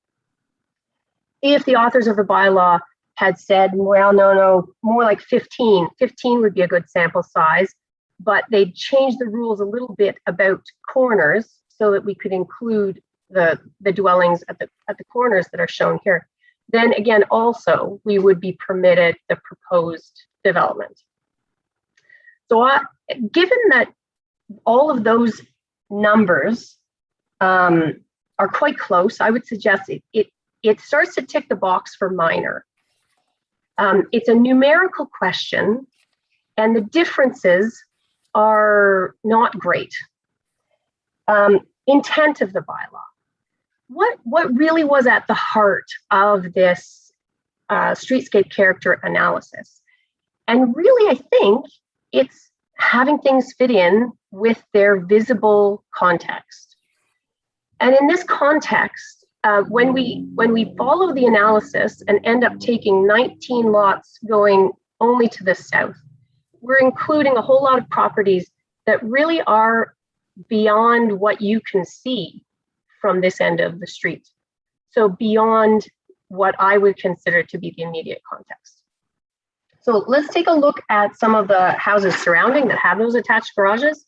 The next 3 slides, if you could advance, there we go. So there's some that are across the street with their attached garages.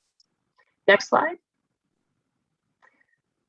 More neighbors across the street toward the south. And next slide. This is the neighbor to the north. That's 660 Dovercourt, right? That's right. That's right. Okay. So I would propose that we do meet the intent of the streetscape character provisions of the bylaw, and that the variation from that is minor. That in the context of a street that's got many houses with attached garages, this one will fit in beautifully and improve the neighborhood. I am aware that senior staff at the City of Ottawa hold the streetscape character analysis very dear. It's new in the bylaw and it's important to them in protecting character. And they are determined to stick with their streetscape character analysis and to always support the following of their streetscape character analysis. And I have a lot of respect for that, but I do think that there are instances when any zoning tool fails us because the way a zoning bylaw functions can't take into account every possible circumstance or eventuality. And this is just one of those cases where it's just not achieving what it was meant to achieve. So please consider accepting this minor variance so that we can have another lovely house on this lovely street and preserve a lovely tree. You have in your package elevations of the proposed house? Okay. If you go forward in the slides, 2 more, there we go. Okay. So that's front and back. And the next slide is the sides. Okay, which side, the right elevation, that is facing 660 Dovercourt? Yes. Also, if you were to back up the slides all the way to the site plan, because I'm aware that that is the neighbor who's expressed some objections. There we go. So they have expressed concern about the location of the building. Yeah. And perhaps are fearful that it's going to be like right on the lot line or going as far back as their building is, which of course is not the case. The setback on the side and the rear there is compliant, and there's quite a bit of like those tree canopies in the back are actually larger than drawn here. They're kind of drooping, and we're not going to be affecting any of that. So the garage in the back is going to get removed, which is right next to that neighbor, and then landscaping added. So if anything, I would imagine that the neighbor's experience in that back corner would be improved. And the how much glazing do you have on the north elevation of the proposed dwelling? Very little. If we go back to the last slide in the deck, there we go. So back near the back of their house, the ground floor window is a clerestory window, so no one can see out of it or see into it. And then up above, the two second floor windows are just looking at the roof next door. So and those are those bedroom windows, bathroom windows? One of them is a bedroom window and one of them is a laundry room window. Okay. All right. Not a lot of, I'd look at that and assume that there wouldn't be a lot of overlooking issues because of the lack of glazing on that side of the building. Right.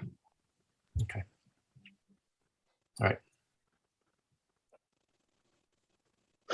So the four tests, Ms. Hill. Okay. Should I go ahead or? Mr. Wilder's got his hand up. Mr. Wilder, your comments, questions. Ms. Hill, I appreciate all the examples you showed us up the street. And obviously these are mostly older buildings. There's the few infills, obviously, with these single garages, but mostly older, not new construction. You heard the previous application where the applicant come forward and actually modified their plans, showing examples further up the street on their block as well, where there were single car garages. I realize what you're saying is that you comply with the zoning, but it's not necessarily consistent in terms of putting in a double garage. And I noticed how it comes up as single and it sort of widens towards the garage door. But has your client given any thought? Because obviously I see one example, the abutting one are across the street where they got a double garage, but pretty well the majority, not the minority, but the majority are all single car garages in terms of the look and the character of the street. Has your client considered perhaps putting in a single car garage to make it more consistent with the look of the street, particularly those homes that do have the front garages with single cars as opposed to doubles? My client's strong preference is for the double car garage, but if we were to return to that, or if you just recall that map that I had up of the garages around us, two of them in very close proximity, so immediate neighbor and diagonal neighbor, were 2-car garages. And the 2-car garage it's zoning compliant. I appreciate that, but I mean, that's 2 out of how many have you shown us here, where it's 2 out of 6, 2 out of 7 that the bulk majority of them have a single car garages, I guess? Yeah, that's true. We honestly don't often consider when we're designing, if a client would like something that is zoning compliant, we don't often consider doing something different. I appreciate that, but we're going back to the streetscape character analysis. If I buy into your argument in terms of the number of homes that do have garages, in terms of style, in terms of character, basically when I'm going up the street is basically they're smaller garages, single car garages. I appreciate, again, we're trying to limit the number of vehicles. I mean, basically, and I think this is another situation here where, of course, a parking space wouldn't even be required. I mean, naturally, I appreciate that people still want to have a vehicle, and I have no problem with that. Of course, I have a single car garage. I have a car. I need it to go further afield on weekends. There's no public transit. I appreciate that. But I mean, in an ideal situation, and I'm sure others would love to have a double car garage. I realize that's perhaps the ideal situation, but I mean, obviously, if that's not the majority of the properties on the street, it's a minority rather than a majority. I'm just something that I'm having to take into consideration. Thank you. Okay, before test, Ms. Hill. Okay, is it all right if I reply to Mr. Wilder's Certainly. comment? Please do. Okay, so the streetscape character analysis, for better or for worse, takes into account only 3 features. So the existence or non-existence of front-facing attached garage or carport, and the location of the front door. Oh, no, they've changed it now. It's just those 2 things, the location of the front door. So though we might like the streetscape character analysis to take into account other character elements like sloped roof or location of a tree, which are arguably very characteristic elements, it in fact doesn't take that into account. What the bylaw does do is it uses a streetscape character analysis to establish whether you've got a front-facing attached garage or not, and then a separate chart to determine how big that garage or driveway shall be. And so we followed the chart that determines how big it's supposed to be. And then we're here to argue the idea of whether that streetscape analysis has produced a result that's in keeping with the intent of the bylaw or not. So the 4 tests, minor in nature, with respect to the streetscape character analysis, has to do with whether the calculation difference is minor in nature. So whether it's minor to choose 19 properties only to the south versus 11 properties, so essentially doing half the streetscape character analysis because the other half was cut off by the intersection. So is that difference minor? Is it minor to say that the units that are actually out of sight down the street shouldn't be included in the interpretation? And I would say, yeah, you can't see them, so not including them is minor. Is this appropriate development? I would say absolutely. It would be great to have another house in that location that meets the needs of my clients' families in a way that smaller house isn't going to be able to. Meets the intent of the bylaw. And that, to me, that is the crux of it. Does this meet the intent of the bylaw? And I think it meets our proposal meets the intent of the bylaw more than the straight number crunching. So straight up, if we crunch the numbers for the streetscape, it dictates no garage. But the intent of the bylaw was to copy the pattern that's visible in the immediate area. And that's what we're doing. So I think that we meet the intent of the bylaw better than the straight up number crunching of the analysis. And then meeting the intent of the OP doesn't speak directly to kind of the streetscape character analysis part of the bylaw was written much later than the existing OP. So I struggle to draw those 2 together really very specifically. But in general terms, the house meets the intent of the official plan by being contextually appropriate with materials that are appropriate to the neighborhood, a form that's appropriate to the neighborhood, including its garage, which is contextually appropriate, and a repeating pattern in the neighborhood. Thank you, Ms. Hill. Any questions for Ms. Hill before we continue? All right. I think we need to hear from the planning department because apparently they're strongly strongly objecting to this application, and Mr. Hamilton. Thank you, Mr. Chair. Yes, the staff opinion is that we are opposed to the requested variances based on the intent of the streetscape character analysis.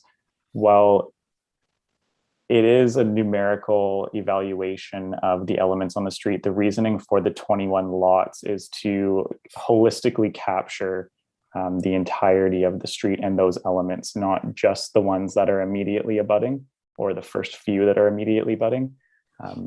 Given the outcome of the streetscape character analysis, which does not permit garages, staff would prefer that the development remain in keeping with the intent of these provisions. Okay. I have a question for you, Mr. Hamilton. When you're undertaking the SCA and you have a situation like this where the house or the location of the proposed home is one lot in from an arterial, major collector in the neighborhood, does the SCA incorporate houses on the other side of that street, or just, in this case, it'd be south of Dovercourt? In certain circumstances, it can, if there are not enough lots in the opposite direction of the intersection to be considered a viable streetscape character analysis. There is a provision which allows you to cross the intersection. And is that what happened in this case? I do not believe so. I think there were enough viable lots on Gainsborough on both sides. Because I question the rationale behind doing that, given the fact that you're going across a major arterial. That's a neighborhood boundary. And quite frankly, anyway, that's just okay. Thank you, Mr. Hamilton. We understand the department's position as you've been consistent on these things for the last couple of years. We also have on our speakers list Mr. Blonde, I believe, who lives in the property directly to the north of the subject site. Is he there? Yes, hello. My name is Mark Blondie, 660 Dovercourt Avenue. Mr. Blondie, I don't have to ask you your address. Please proceed. Okay, perfect. I hadn't seen the exact plans of the house before today. My main concern is the fact that the house is moving closer towards or the perimeter of the house is moving closer towards my property. And the fact that my house, basically the backyard is 8 feet wide. We're already fairly close together. And this will only mean that I'll have a big wall facing me. My back side where I have 3 windows. I accept that I'm not going to have any more sun because that's my only south-facing side. But I just think a looming big wall like that may not be 100% acceptable. Okay. And then just on the point of the streetscape character, if we look at all the other garages, they were just garages that were low. They didn't have anything built on top of them, really. So I don't know if that is of any concern. Well, the only what's before us is a request for relief to permit a front-facing garage. Nothing else.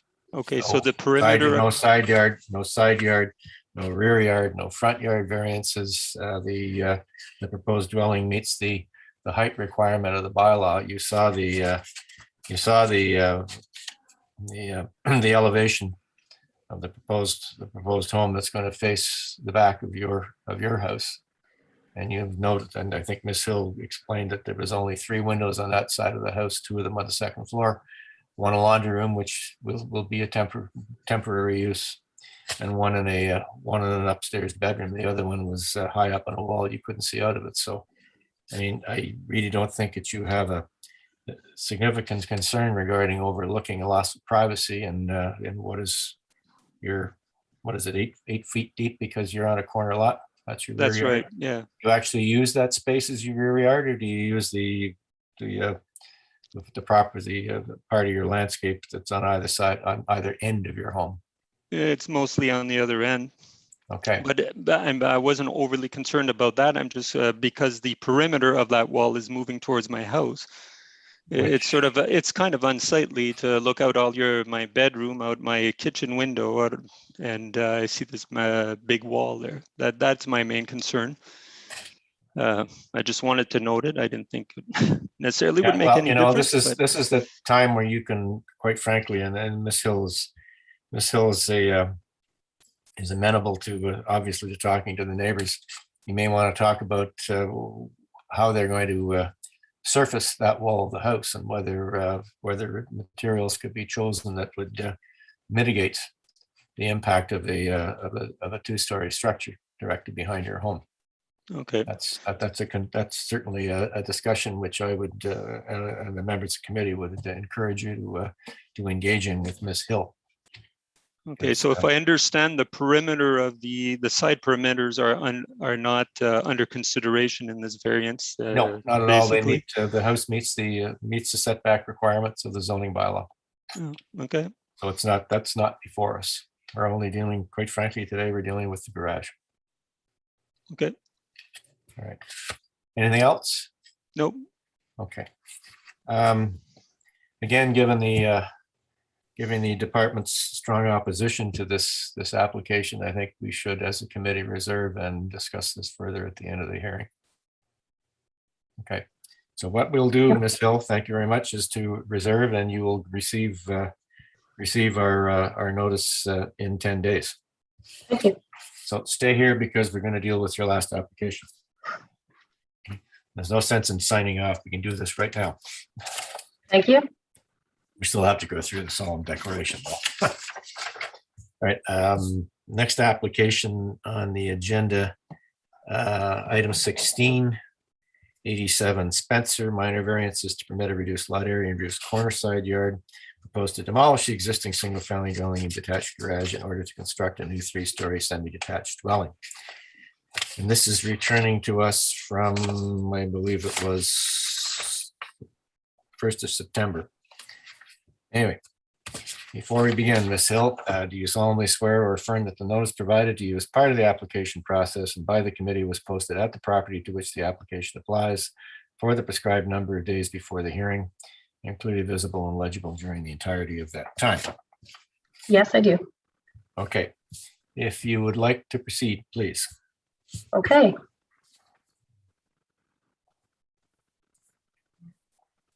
Thank you.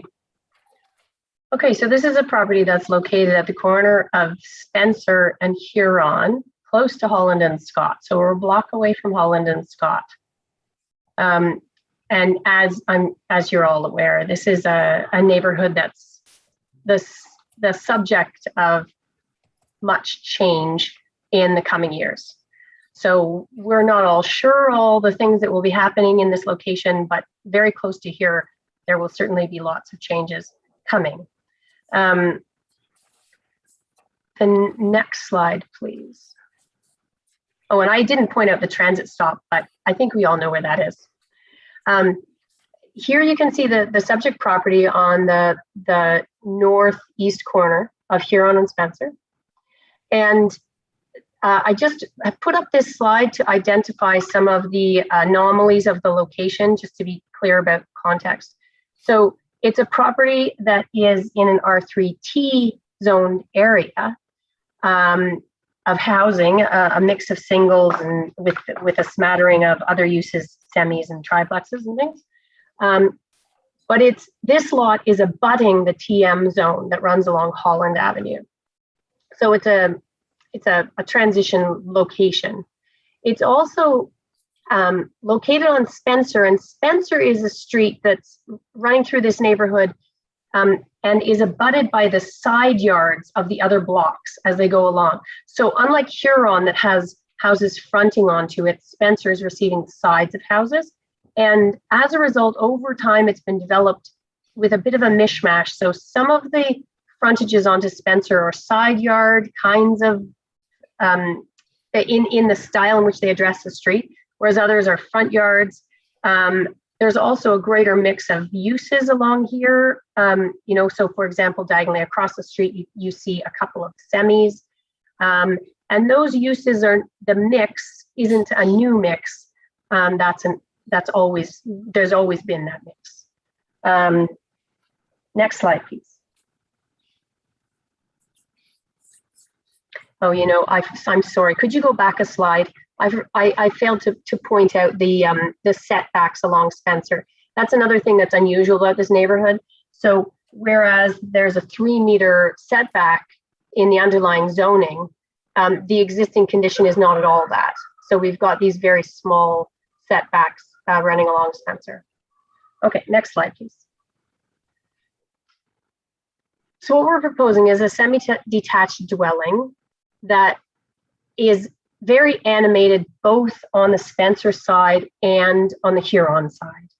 On the Huron side, there would be a big front porch, but big enough to really be used as their primary amenity space. It's big enough to have a dining room table with chairs and a barbecue. And it echoes the architecture of some of the older homes along Huron with its porch design and also with its sloping roofs. The other semi fronts onto Spencer, but the design shows the twin peaks of each, or the peaked roof design of each unit fronting in the Spencer direction, giving the Spencer facade a really nice rhythm with an interesting roof line and also a rhythm of material changes along to break up that facade along its length on Spencer. Next slide, please. So this is a site plan. In the light gray line, you can see, starting on the left-hand side, where it says Huron Avenue, you can follow that gray line around. That's the edge of the street, comes around onto the Spencer side. And you'll see that there's a fair bit of lawn in between the sidewalk, the wide sidewalk, and, oh, thank you, and the property line. There's also a lot of hydro wires, though. So the hydro wires are sadly quite a feature of the neighborhood. There's a lot of overhead wires. So we're proposing these two semis with new trees along the Spencer side, which is the one frontage where we don't have wires. So we want to take advantage of that and get some trees in there. And you'll see that the Unit 1 has a car parking space on the land of Unit 2 with an easement coming off the laneway. Maybe you could zoom out a little bit again. Or if you go to my next slide is the right amount of zoom. There we go. So the top car is for the use of Unit 1. And then Unit 2 has a garage that's accessed from the laneway. So you'll see the laneway, a city-owned lane on the right-hand side of the property. One of the most recent revisions to the zoning bylaw requires that our parking comes off the laneway for both units. So we're not allowed to have any parking coming to the, or driveways coming onto the site from any other direction. Even once the corner is severed and is no longer abutting a lane, we're still not allowed to have any driveway access to it. So this was really our only option for cars. Not our first choice, but we're working with it. So because the cars are coming off the laneway like this, though, it means that the severance line for the two halves of the semi is not right down the middle of the lot. It's to the right. And that is why we're asking for a lot area variance only to Unit 1 and not to Unit 2. Now that dissimilar division of land on a corner, I'm sure does not surprise you because people are here constantly with this kind of thing. And in this instance, because the yard on the Huron side, the front yard on the Huron side is deeper, and because the Unit 1 has lawn on the road allowance on two sides, if you were to look at the thing once it's built, the impression would be, I think, that the lots are about the same. It's not going to be something that you're going to notice that the lots are different because the Unit 1 has so much more lawn and frontage In fact, you might even think that that one was the bigger lot, whereas the other becomes an interior lot. And though it's got the zoning required amount of lot, they're kind of going to look the same. Next slide. Okay, so we started off this process by consulting with neighbors. We didn't design the whole thing and then tweak it with neighbors' help. We actually went to the neighbors quite early on in order to have some confidence about roof slopes. We've designed the roof, it's lower than the required or the height limit, and it's pulled down low over that third floor so that there are sloping ceilings in there, or floor space has been reduced on that level in order to make sure that we've got a design that is respectful of the architecture that's around, the more traditional architecture that's around. And also, though this neighborhood is zoned 3 stories and is likely to be changing quite a bit in the near future, there's not a lot of 3-story yet. So we wanted to make sure that we did it in a way that was contextually appropriate now, but still met intensification targets. And keep in mind again that the property just to the right of the proposal in this image is zone TM. So on the left, you see that porch. That's really important also in keying into the context, but it's also important in providing amenity space for the unit on the left. And the next slide, you'll see that porch from this angle and more of the context. And then next slide, following our community consultation, we knocked down the proposed height of this end of the building, changed its materials, and really diminished its impact so as to transition, provide a visual transition between the proposed building and the small house that's to the east of us, shown here, and to make sure that we were really protecting the privacy of our eastern neighbors. So you'll see here also we've got amenity space for this unit above the garage, but we've provided a privacy fence in conversation with this immediate neighbor to make sure that that's something that's going to work for everybody. Next slide, please. As you are aware, there have been extensive discussions with our forester, with our forester and with the city forester about the work that's required to retain this lovely walnut tree. And so what we are doing is we are going to cantilever the corner of our proposed house for 4 feet. So that the left-hand corner where you see there's small writing that says overhang with helical pile. So we're going to indent the foundation and pick up the corner load of the house with a helical pile in order to preserve the roots under there and to protect that tree. And after much consultation and back and forth, we think we're at a good stopping place, and we're happy that the tree is going to live on. Next slide, please. So next, I'm going to talk about the variance to the side yard. And if you could please note, the existing house on the property is set back 1.3 meters, and we're proposing a setback of 2 meters. Next slide, please. So we're proposing to increase the setback above what there is now. However, the underlying zoning requires 3 meters. And so I'm providing these images. This is an image standing to the east of our property, looking west, so that you can get a sense of how the houses line up along Spencer.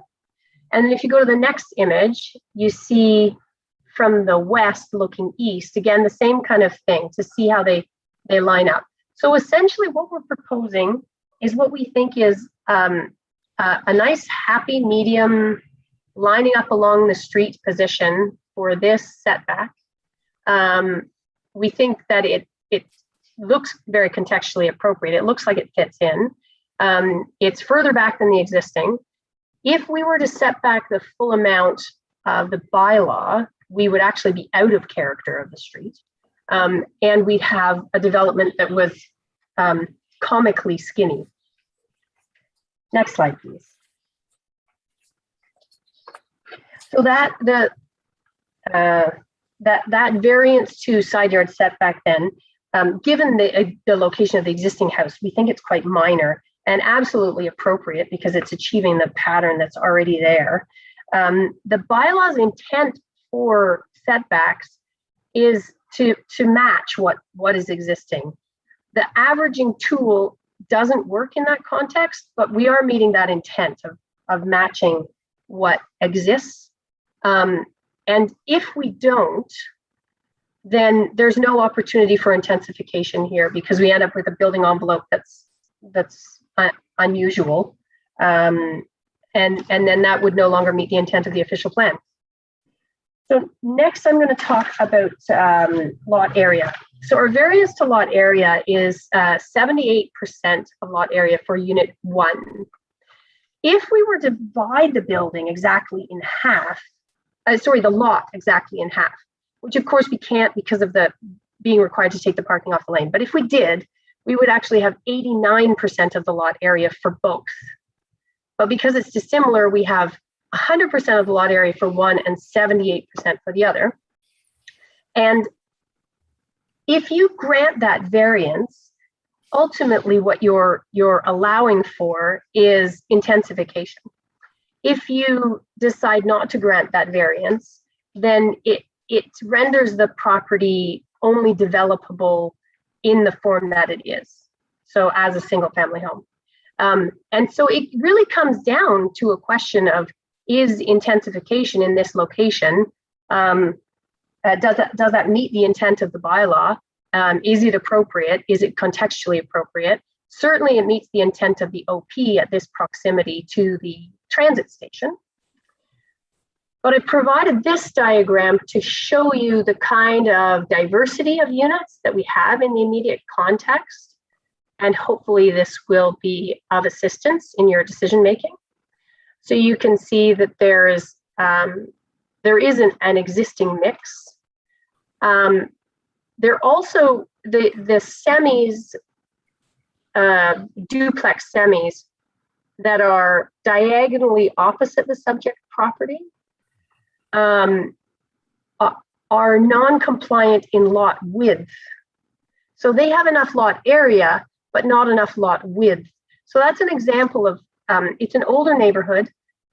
Things have been built over time throughout different periods of rules and different bylaws, producing different results. Overall, though, it looks quite unified. And what we worked to design was something that also would fit in and be a part of that unified neighborhood fabric, which hopefully will retain some of those lovely characteristics whilst, bigger and more dramatic things happen around the perimeter of the neighborhood. Next slide. I just included this slide to show you some of the images that we shared during the community consultation. So they were black and white. We had people recommend materials, and we took their recommendations. On the bottom right image, you'll see that the volumes there are significantly bigger than the proposal that we've put before you. And on the bottom left image, you'll see that all the entrances are facing Spencer, which is something that actually was greatly debated, whether that was a good or a bad thing. In the end, consensus in the community was that that was a bad thing, and that it would be better to have the entrances spread out. And there are secondary dwelling units proposed for the basement, and it was proposed that those entrances become less visible. So we have done that as well.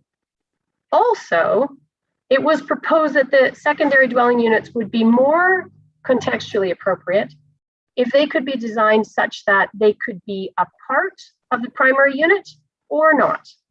So if the owner could choose to rent it out or not.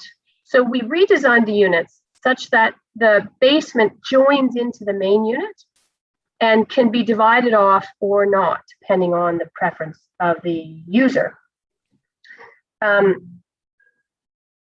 Staff comments have expressed concern, and I was a bit surprised by that because we've consulted quite a bit with them, particularly too with that location of the driveway, interpretations about the yard.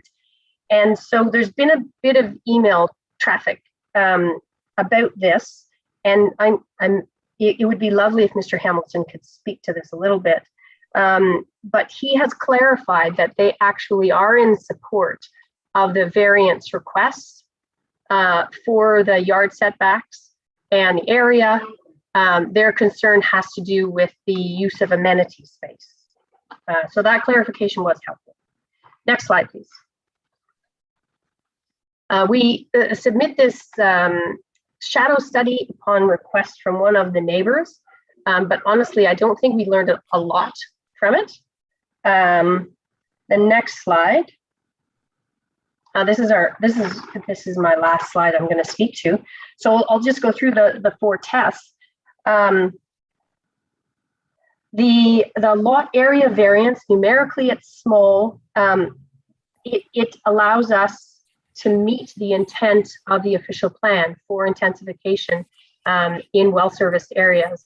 So the minor and intent kind of go together on this one, work well together. It is certainly an appropriate development. We have worked really hard to make it architecturally appropriate, to include styles and details and materials that are appropriate, to incorporate comments from neighborhood and neighbors, to make it as appropriate, but also not just from our own perspective, but from the perspective of neighbors. And we feel it meets the intent of the bylaw, particularly when we talk about that setback along Spencer, copying the patterns that exist in a location where it's the setbacks are kind of jumping around a little bit. We've chosen a setback place for this Spencer facade that is generous, further back than the existing house, and fits in nicely. And I'll just close by saying we've gotten a lot of positive feedback about this from neighbors with whom we've consulted, and planners, and we think it would be a really great project to make the neighborhood better. Thank you, Ms. Hill. You're aware of the comments from your neighbors at 81 Huron and 85 Spencer. Lori and Mr. and Mrs. Fife, those are the neighbors that on either side of your project. Yeah, the neighbors who are in support. Yeah. Is that correct? Are those, I forget which numbers are which, but we have a letter of support from our neighbor from the east, from the west, and from the south. Talking about the Gory's talking about the little space provided, challenges for snow clearing and water runoff, and insufficient space for outdoor storage of garbage and recycling, given the fact that there's going to be 4 units on this site and not 2. Yeah, those are really good points that I can speak to. So of course, water runoff is managed during our site plan application process. And we have included an engineer early on to make sure that we're not going to get stuck later and unable to satisfy those requirements. And snow clearing, there is space to pile snow at the nose of the car. And if they can't fit it on their property, they would have to have it removed. But that's, I suppose that would be a more extreme snow event if that was to happen. When it comes to garbage, we've designed all of the units with a garbage storage location. So unit 1 has space for a garbage shed close to the car, one of those little flippy top garbage sheds. Unit 2 has a garage. The interior space of the garage is big enough to allow for garbage and recycling and everything. The basement units have been designed with closets that contain mechanical and have space below, like the mechanical is up and then the space below is for garbage. Okay. All right. And finally, I guess the comments from Mr. and Mrs. Fife. Concerns with basement apartments says it will mean, I'm quoting directly, parking on Spencer Street all the time. And current parallel parking situation on the street already impacts traffic. Concerns with piled up garbage, recycle bins along the laneway or street, and you've dealt with that. So I guess it's the parking problem with 4 units in an already relatively congested area. Yeah, well, it's a valid concern. And I hope that we've addressed it now by linking those basement units to the units above. If the owners aren't able to find a tenant that doesn't have a car, then they can use it for their own use. I would really hope that they get the light rail working, in which case I think it's less of an issue. What happens if this property is going to be severed? Correct? Yes. So your parking for 1 unit is off-site. That's right. Should there not be another variance for that? So we've talked to city staff about that. I guess there's 2 options. We could not sever for quite a while. The owner builder is going to live in one half and rent the remainder for now. And also we do know that as time goes on, those parking bylaw requirements are going to change. So it's quite likely that in that location close to a transit station, by the time we get around to a severance, it's not going to be an issue. Well, there's no requirement for parking anyway right now. That's true. Sorry, you're right. So then what was your question? Well, it's if you maintain the parking on the unit 2's lot. But that would just be on an easement then. It'd be an easement request.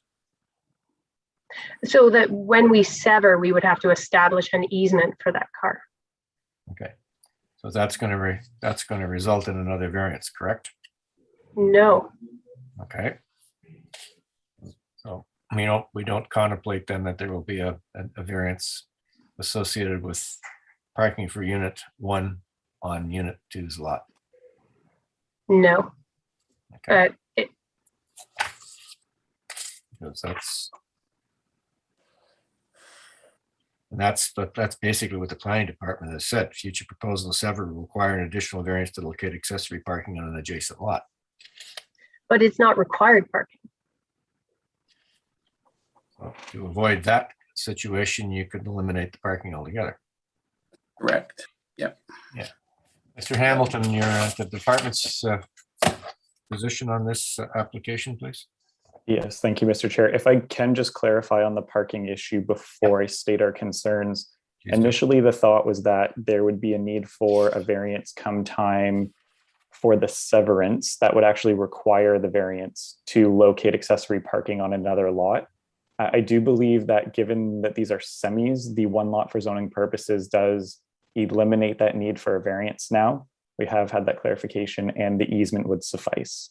Okay, so we're not looking at an additional variance. No, we have clarified that. Okay. My apologies. No, that's nice to have that cleaned up. All right, I think the number of members have questions. Mr. Wilder. All right. Thank you, Ms. Hill. Great design, overdevelopment. Sorry. I just feel that, contextually it fits in quite nicely. You're so close to public transit, so I'll question why 2 parking spaces again.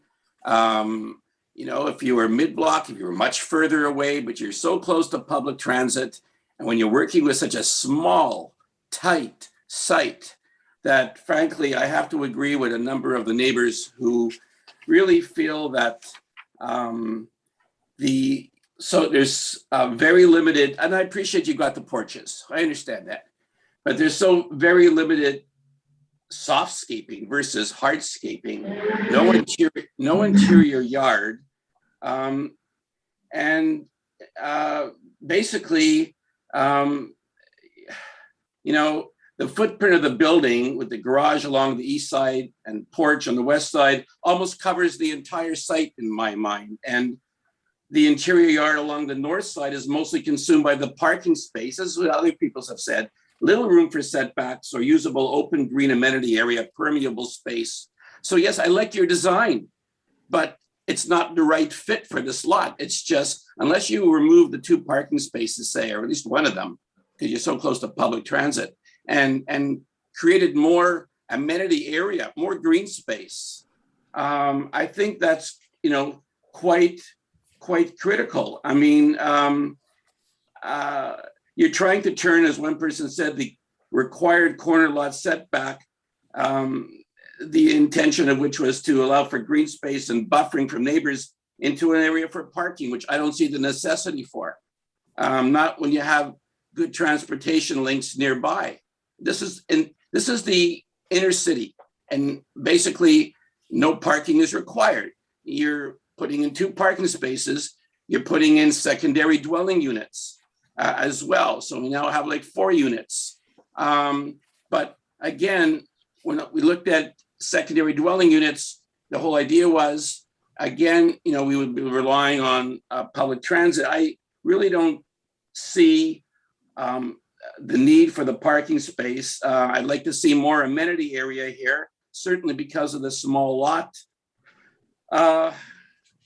Yeah, I mean, I guess that's my biggest concerns, that what a building that's fine as far as design is concerned, and it's a very attractive building. It's just, you're working with a very small lot, and basically there's just too little open space. The building is all consuming on the lot. That's my take. Thank you. Thank you. Ms. McLean, comments, questions? Thank you, Mr. Chair. Ms. Hill, just want a clarification on the reduction in the corner side yard for unit 1, but it becomes a front yard for unit 2. Why is that? Could somebody pop up the site plan for us?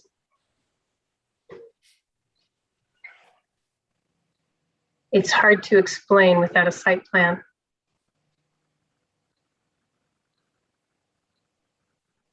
Okay, next slide. There we go. So unit 1, the definition of the front yard is on a corner unit is the smallest frontage. So the front for unit 1 is on the left-hand side, and that makes the Spencer frontage the corner side yard for unit 1.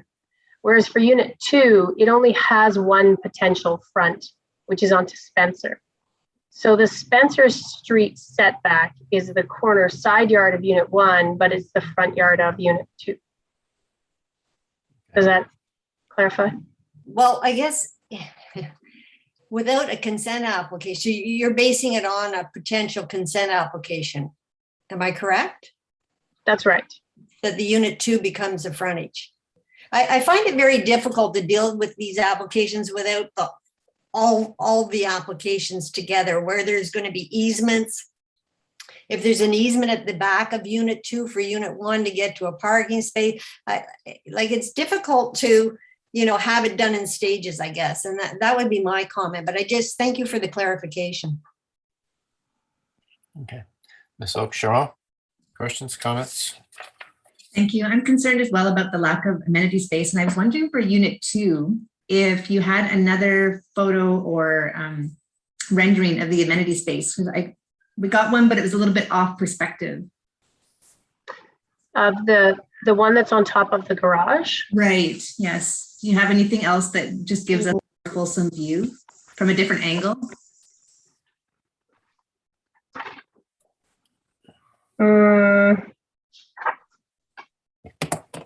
No, that was the best one in my slide deck. Oh, no. If we go to the very last slide, there's the building elevations.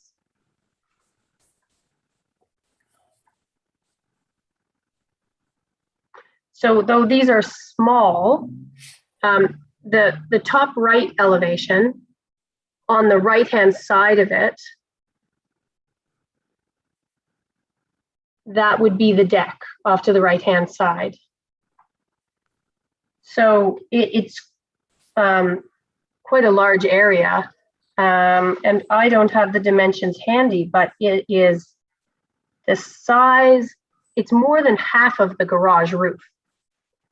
Right, so it wasn't coming up on my screen originally, but I changed view and now I can see the space. But essentially, for each of these units, one has a front porch and one has this small amenity space on the top of the garage, and that's the only area that they have to be outside the building on this property for 4 units. Yes, it seems, and this wasn't what we wanted, but this is what we were required to do by city planning staff, who insisted that we couldn't put our cars anywhere else.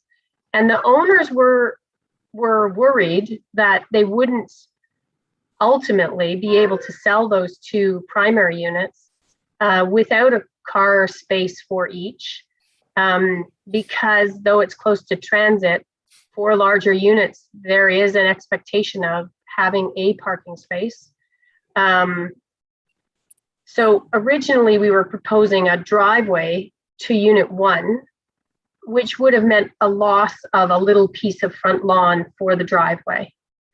And instead, we've lost that piece of lawn from the backyard. So it's kind of like it's a trade-off that we didn't want to make. But we were told that there was no option on that front. The new bylaw was brand new and was very clear that parking had to come off the lane. So that means that in any corner lot now that gets redeveloped, people will be encouraged to park in that interior yard if they abut a lane. That would be the intent of the bylaw. I wouldn't agree with it either. Thank you. Thank you, Ms. Hill. Option Mr. of Wildman. not having parking at all.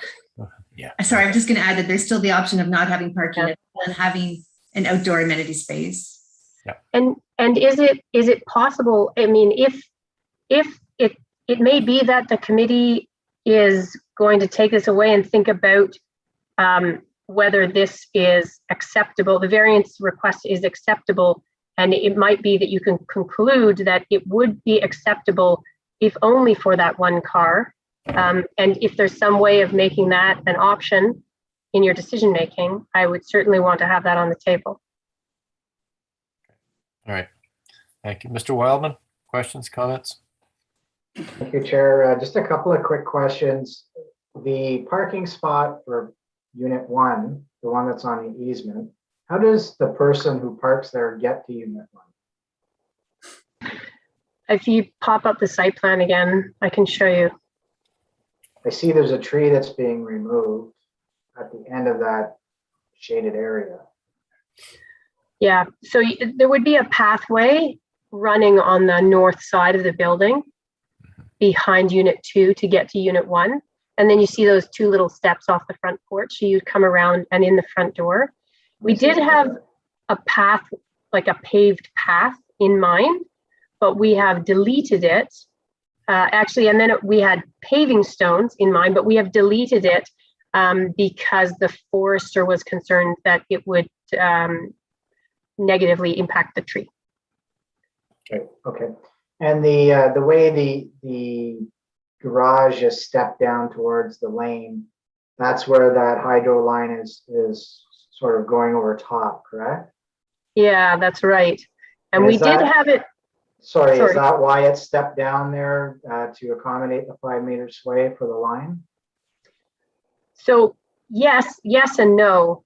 So originally we had it stepped down But we took it down a whole another 5 or 6 feet following public consultation.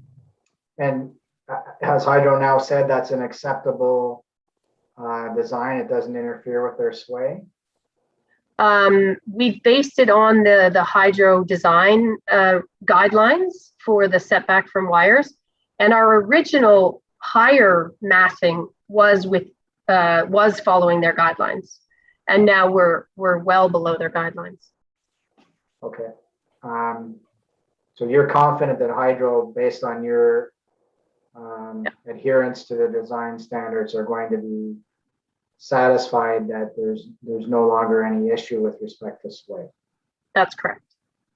Okay. All right. Those are my questions, Mr. Chair. Thank you, Mr. Wildman. Ms. McLean?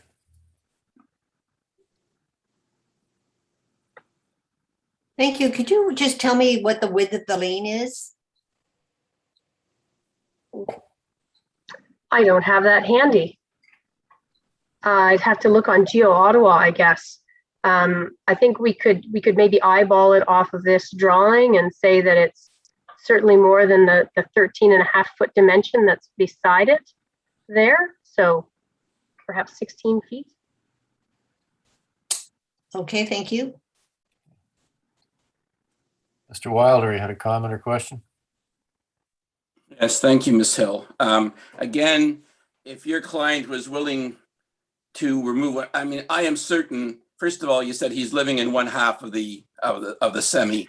I am certain, and he'll have no problem in that location, certainly renting out the secondary dwelling units. It's such an ideal location near transit. So that leaves the question. I am certain, given its proximity to Holland, given the proximity to light rail, that there'll be little difficulty in selling that half if he doesn't plan, in fact, to continue to rent it, but in some future point, try and sever it and sell it down the road. So, I mean, I just don't see, when you're working with such a undersized lot, trying to squeeze, regardless of the lane to back, as an extra parking space in, where that would provide that additional amenity space. I really feel that would be quite critical in my making my decision. Thank you, Mr. Wilder. Mr. Hamilton, you had a comment?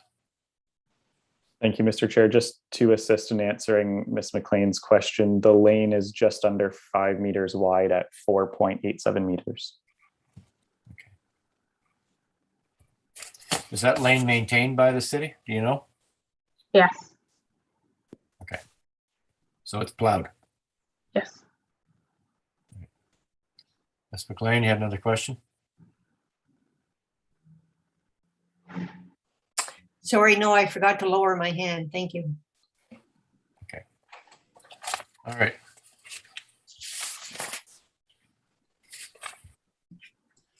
Okay, and just to clarify, Ms. Hill, there is no required amenity space for secondary development units, is there? There is no amenity space requirement for semis, for primary units, or for secondary units. The bylaw simply doesn't speak to amenity requirements for that use. And in this instance, the bylaw makes clear that we're supposed to be using our rear amenity space for cars, should there be cars. Given the new official plan's emphasis on significantly increased densities in neighborhoods like this, I sincerely hope that the new zoning bylaw is going to contemplate some things like amenity space requirements for dwellings that are going to be built. Yes. Yeah. We'll see if that happens. Anyway, thank you for your presentation. Do we want to reserve on this? Mr. Wilder, Ms. McLean, Ms. Hill? Well, I just wanted to make one last request, which is that as you make your decision, if it comes down to that one car, is there a way in which the process could proceed, allowing you to take that into consideration, given that the drawing on file shows the car? At this point, what we have before us is what we have before us. You don't have an amended site plan that shows this without a parking space. Do you think your applicant would be willing to amend the site plan and remove that parking space? Unfortunately, he's not in the room with me. We have the option to adjourn and have you talk to the applicant and come back to us, and we'll complete this. Could we get on to the next hearing? Could we get on to the next hearing? Something as relatively simple as this, Mr. Secretary Treasurer, I think we can accommodate Ms. Hill's application on the next hearing. Mr. Chair, yes, we can accommodate an additional application with no recirculation, et cetera, for the next hearing. Okay. So you want to reserve and have further conversation with the owner? I would really appreciate that. Thank you so much. Okay. All in favor of adjourning this application until the 20th of October so that this issue can be resolved?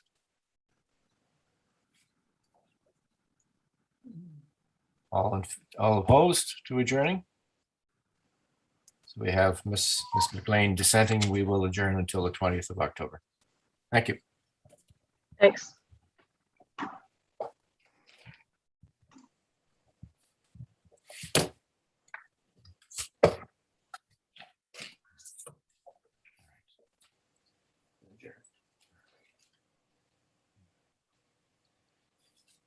And the next application we will deal with today is items, excuse me, items 14 and 15, 112 Queen Elizabeth Driveway and 8 McLeod Street. And these are applications: consent to subdivide the property into 2 separate parcels of land for the construction of 2 3-story detached dwellings with 1 detached dwelling on each newly created lot. Existing detached dwelling will be demolished. And minor variances to permit reduced lot areas, front and rear yard setbacks, and rear yard areas. The agents for the applicant is Mr. Duckworth. Is he there? Yes, Mr. Chair, good afternoon. Todd Duckworth from Hoban Architecture. I'm the agent for the applicant. Mr. Duckworth, before we begin, do you solemnly swear or affirm that the notice provided to you as part of the application process and by the committee was posted at the property to which the application applies for the prescribed number of days before the hearing and clearly visible and legible during the entirety of that time? I do swear. All right. Before we begin, the dwelling that's proposed to be constructed on Queen Elizabeth Driveway, how many housing units will be within that dwelling? Mr. Chair, that will be a single family detached home. So it will be a single dwelling unit. So there's no multiple dwellings in that envelope. That's correct. Okay, that answers that question. What else was there? Oh yes, and for the planning department, a question. Is it Ms. Bakula? The committee was looking at the conditions at the pre-meet. And we note that there is no requirement for a proof of independent services. Is that just an omission, or should that be part of the standard conditions? You've got there's a requirement for a hydro easement. But apparently there may be some involvement with new sewer lines. Yes, Mr. Chair, we can provide the letter that this condition be included. Yes. So we can add that. Yes. Today. All right. That's understood, Mr. Duckworth. Apologies. Yes. That's okay. We just wanted to clarify. All right, Mr. Duckworth, please proceed. Thank you, Mr. Chair.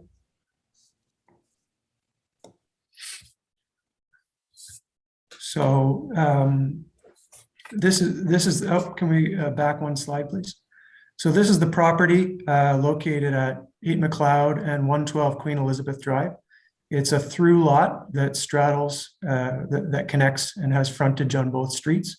And as you can see, due to the acute angle that the streets meet at, it's an irregular shaped lot. Currently, there's a single 2-story dwelling, detached dwelling on the property, and it's proposed that this be replaced with 2 new detached single-family homes. And the property is proposed to be severed front to back so that each new home will have a frontage on its respective street. So 1 new home on 8 McLeod and 1 new home on Queen Elizabeth. So the variances associated with this proposal include lot area. So if we could move to the next slide, please. So relief is sought for a reduction of lot area for each property. This is a survey of the immediate context in the Golden Triangle. And these are all examples of properties with lot areas less than 200 square meters and therefore less than the zoning bylaws standard for this zone. The reason for many of these properties being undersized is actually quite similar to the condition we're encountering on this property, which is namely the city grid encounters the diagonal Queen Elizabeth Drive and creates a pattern of irregular shaped lots along the extent of Queen Elizabeth Drive. We also see inboard of the canal, there are a few properties, particularly at corners, where properties have been subdivided and have generated lots for single family homes that are less than the lot area requirements of the zone. So we found there to be a fair bit of precedent for reductions, and the areas we're proposing are fairly consistent with what is existing in some of these other examples. Next slide, please. Another pair of variances proposed for this development are for front yard setback. This is an analysis of front yard setbacks along Queen Elizabeth Drive. And you'll note that there's a fairly consistent pattern of 3-meter setbacks. So overlaid on the aerial photo is the property line with a 3-meter setback imposed, and we see the properties immediately to the left of the subject property on the page, which is to the south, fairly consistently conform with 3 meters. There are properties to either end that actually encroach quite significantly into the 3 meters, and the home at 6 McLeod directly next door, it approaches the 3-meter line, and in fact there's a substantial covered porch that encroaches across that as well. The proposal for each of our homes are that the setback will essentially match the front yard setback of the most immediate neighbor in each case. So on Queen Elizabeth, that would be essentially 3 meters, 2.99 meters. And on McLeod, it would match the setback of its immediate neighbor at 6 McLeod, which is, I believe, 1.9 meters. Next slide, please. This is the proposed site plan for the property. We can see at the south is the larger home fronting on Queen Elizabeth, and at the north is the smaller home fronting on McLeod Street. The proposal includes a single driveway that will be shared through a joint use maintenance agreement to provide access to an inner carport that accesses covered parking for each unit. We received comments from neighbors, some of them expressing concern about the quantity of green space on the property. What I'll mention with respect to green space is the zoning bylaw outlines requirements for soft landscaping in front yards, and that's an area percentage of the overall front yard area. And in each case, in each home, we exceed the requirements of soft landscaping under the zoning bylaw. There are no similar provisions for rear yard landscaping, as previous applications have discussed.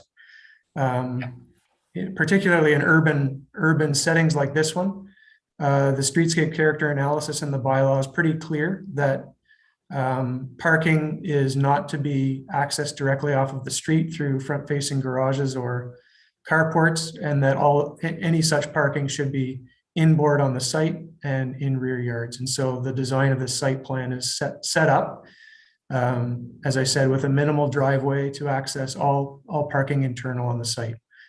With an understanding of the comments, however, and in conversation with the owner of the property, we're prepared to add, and in this site plan, we have added the proposal for permeable pavers in the driveway and in the carport in the rear, which can be the hexagonal type that have grass able to grow in there, which will add both permeability to improve drainage on the site, as well as green space within that car domain. Next slide, please. So I'll just briefly run through some renderings to illustrate the design for each. This is the home proposed for Queen Elizabeth Drive. 3-story home with a setback 3rd floor. The adjacent homes are also 3-story. The proposal of both homes are compliant on height limit as well as side yard setback requirements. Next slide, please. This image puts the Queen Elizabeth home into context with existing trees. I'll note that comments have been received from City Forestry as well about the necessity to preserve and protect mature trees that are within proximity of this proposal. We've engaged with a professional arborist and been corresponding with Nancy Young of City Forestry to develop a tree conservation plan that will protect the trees during demolition and construction, and allow them to continue on unaffected by this project.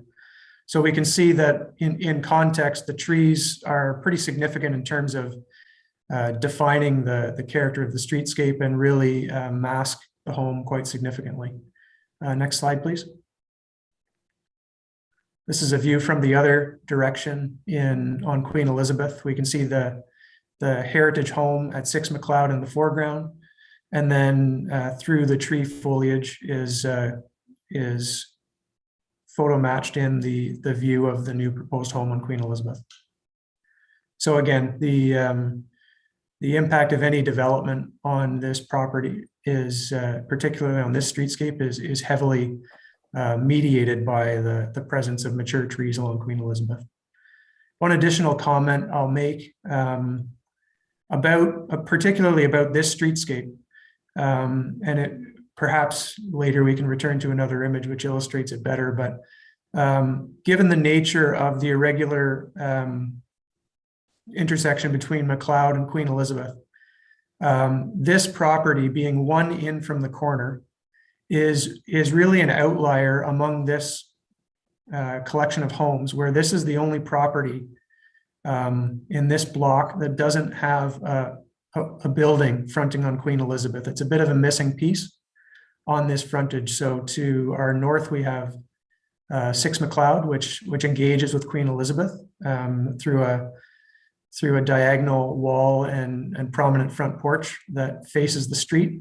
And then the 3 houses to our south similarly front on Queen Elizabeth and engage with that street. Currently, it's an empty yard at this property, and what we propose is to essentially fill in this missing piece of the streetscape.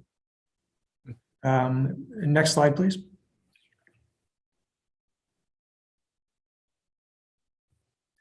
Just briefly, this is the home proposed for the McLeod Street frontage. This is the smaller of the 2 homes. And as you can see, the style of the home is fairly different from the home proposed for Queen Elizabeth. It's fundamentally a different context in that it fronts on a different street. We're also conscious of the fact that it is the immediate neighbor of a heritage designated home. And so we wanted to go with something with a bit more of a traditional aesthetic. red brick, some decorative brickwork as well, and pitched roofs rather than a more contemporary form. I'll mention with respect to the heritage home, I've spoken with the city heritage planner with regard to comments about this home. And in my conversation with him, he expressed no concerns with the designs themselves, with the aesthetic or the materiality or the massing of the proposal. He did ask, though, and express concern about simply the protection of that home during the demolition and construction proposed for this property. And to that end, he requested that we would have a cultural heritage impact statement commissioned and prepared that would outline in detail protective measures to be put in place to mitigate and protect any damage from occurring to this heritage designated property.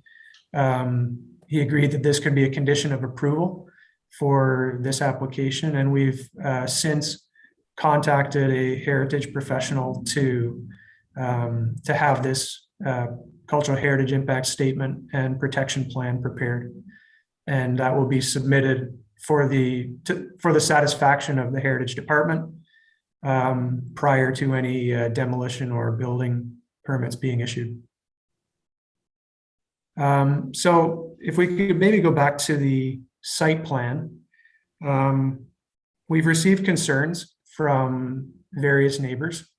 We've also received comment from, as I mentioned, from informally through Heritage, and also the planning report, which indicates no concerns with the proposal. Their comment is that and I'll let them speak to it themselves, but essentially it engages with the context in an appropriate way, and that the setbacks are appropriate and in keeping with the immediate neighbors, and therefore they indicated no concerns. But in terms of themes of concerns we did receive, similar to what I said about the conversation with the heritage planner, concerns were raised simply about the protection of the heritage home. And so, as I said, the plan to implement protection measures is in place for that. There's been comment about green space on the site. As I mentioned, the provisions the bylaw requires speak to required soft landscaping in front yards, and we exceed those requirements. But in addition to that, and in sensitivity to the comments received, we have added the permeable grass pavers to be proposed within the car zone of the site plan. Concern was raised with regard to snow removal and just the practical operation of the car zone of the property within the site. One additional piece we've also added to this site plan between the properties is an area where we could contemplate the storage of snow that accumulates throughout the year between the two houses. That would occur over pavers, and so there would be permeability for some of that snow to then melt into the ground, but then it could be removed as a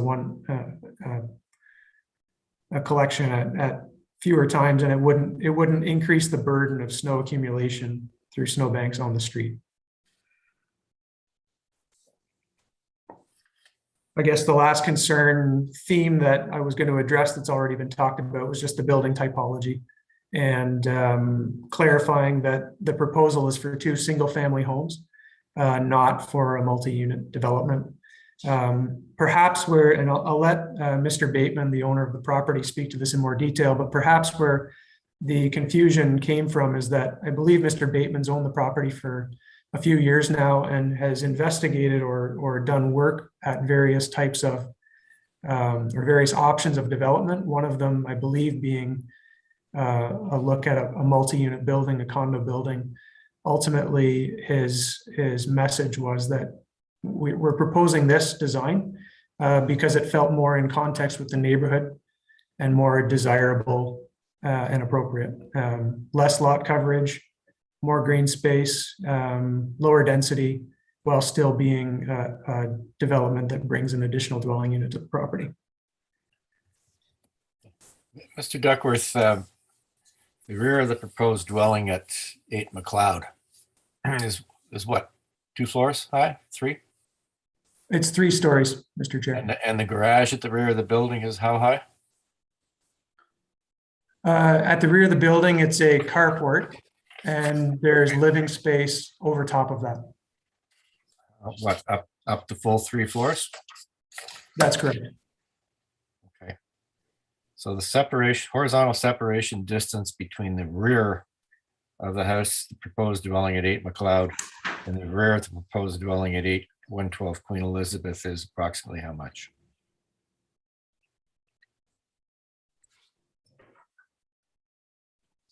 It's approximately 2.1 meters. Between the 2 buildings? Okay. But if you No, correction, Mr. Chair, I'm sorry. It's 2.1 meters to the proposed property line. Yeah. And then an additional 1.2 meters. So the cumulative separation would be 3.3 meters. And there's going to be room to park a car there between the back of 8 McLeod and the back of 112 Queen? So the parking space between the parking space for 8 McLeod is inboard of that. So it's underneath living space, but open air at the ground floor. And the parking space for 112 Queen Elizabeth is within the building? That's correct. So that open space south of the, or between the rear of 8 McLeod and 112 Queen Elizabeth is going to be pavers?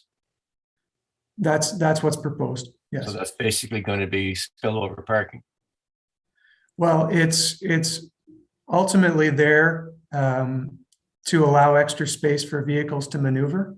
And that's also the zone that we've designated for snow storage in the wintertime. Okay, all right. Okay, thank you. Mr. Wilder, questions, comments? Yeah, Mr. Duckworth, like, what is the building facing Queen Elizabeth Driveway? What is the footprint? What is the footprint of that building in size? That is a very large home, is it not? A very large footprint? It's about 1,000 square feet of footprint. 1,000 square feet. What is the total size of that house, by the way? The actual house itself? It's approximately 3,000 square feet. 3,000 square foot house. Wow. So you mentioned before, you mentioned less lot coverage. Well, in fact, what is in fact between the 2 buildings? What is the total lot coverage approximately on that lot between those 2 buildings? What would you estimate is the lot coverage for those 2 buildings on this lot? I would estimate that the footprint of the smaller home is approximately 600 square feet. I see. All right. I mean, I just find, in the reductions that you're looking for here, and I appreciate the zoning and it's R4, and that typically you could perhaps put in a small condominium building. I realize other lots in the Golden Triangle have done so. I guess my concern is, even with the type of permeable pavings that you're going to be putting in, there is still, and grass, yes, little pieces of tufts of grass could grow through it and create some permeable surface. But the fact is, you're putting in such a small amount of soft landscaping in my mind, and notwithstanding these pavers that you're putting in. I mean, the coverage of this overall lot with the parking spaces and the like. I guess that's my real concern, that you're asking for reductions which are quite significant, almost in almost every case, half of what the zoning requires, 11 to 25, 11 to 26 to 55, etc. I mean, that's quite significant in my mind, notwithstanding the comments from the planning branch. Thank you. Any other comments, questions from the members of the committee? Mr. Duckworth, if you could, well, second here, we have Mr. Bateman online. Do you have any comments, Mr. Bateman? Yes, I'll give you a genesis of how we evolved to do two singles on this. We've owned the building for about 15 years, and we started with a 3-unit condo with flats. We couldn't park cars inside a garage below because of the lot width and the aisle width requirement. So the first design was 3 garages facing McLeod Street, 3 single garages, and a building that was essentially 32 feet wide and 100 feet long. So the floor coverage was about 3,000 square feet at grade. There was no opportunity for any green space with that. By the time we got around to moving forward on that, the streetscape character analysis came into being and didn't allow garages on it.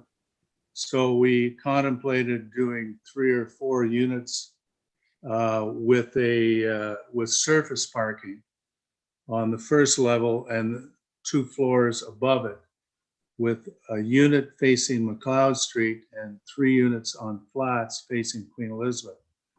It still ended up being quite a mass and a parking lot facing McLeod Street, so that it wasn't desirable for us to proceed with this because of the mass and the lot coverage area. With a building, a condo building, Mr. Wilder, that covers the entire footprint of it, you've got at least 3,000 square feet of coverage on a 4,000 square foot lot. With the 2 singles, we've got 1,600 feet of coverage on a 4,000 square foot lot. So we, for numerous reasons, decided to do this. We could build a big single of 6,000 square feet, I guess, for somebody who wanted something like that, 2,000 feet per floor, but that wouldn't be compatible with the neighborhood. We wanted a house facing McLeod so that people on McLeod established there would be a rhythm of houses as we go down the street, rather than a backyard and a parking lot at the back of the single family house on McLeod or on Queen Elizabeth. So it's evolved into this, which I think I'll give Mr. Duckworth credit and their office credit. This is as good a proposal as we could find with what we're allowed to build on the thing. Where there's street parking, since we've owned the property, there's now no limit on the number of units. We could build a 5 or 6 unit rental apartment. Some of those people may own cars that put pressure on the parking on the street. There's no pressure on parking on the street with this proposal. All the parking is hidden and it's inside the property so that it doesn't put pressure on it. I just think it satisfies a number of concerns such as green space, massing, lot area, lot coverage, the articulation of it, and mass, et cetera, et cetera. I just think with what the alternative is that we're allowed to build by right, this is a very good proposal. And the rear yard setbacks, they're the same as a corner semi that we developed, you know, where you ask for a 0 rear yard. We're at least asking for some form of setback to separate and articulate the units. I don't think the rear yards, you can't look at it as a percentage because it's the same application as a corner semi. So that's my spiel about how we've arrived at this, and I think it's a very good proposal that what they've come up with. Thank you, Mr. Bateman. Ms. McLean. Could we see an elevation of that rear yard and that courtyard?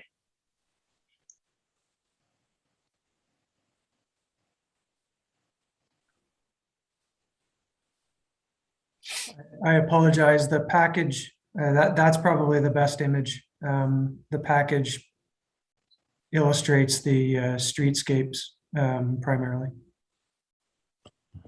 Yeah, I don't get a sense of that 3-story over the carport at the back and that snow area, and there's no elevation available. So the elevations, I apologize, they're not in my presentation package. They were submitted with the submission to the Committee of Adjustments. Thank you.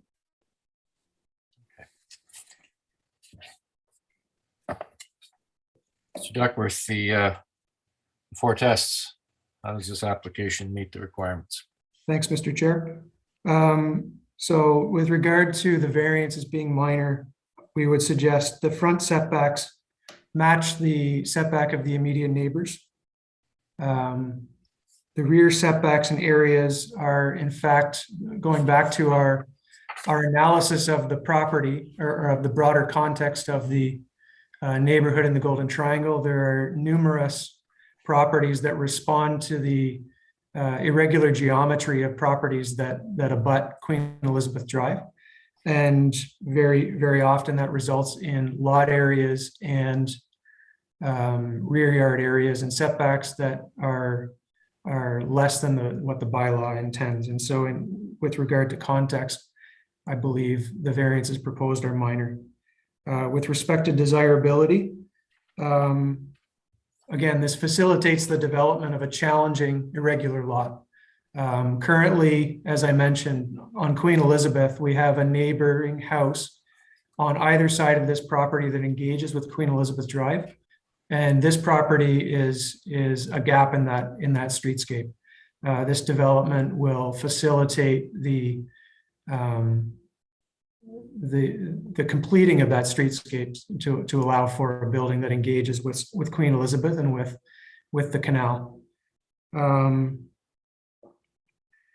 Again, as Mr. Bateman mentioned, there are many different configurations of development that could be contemplated for this property.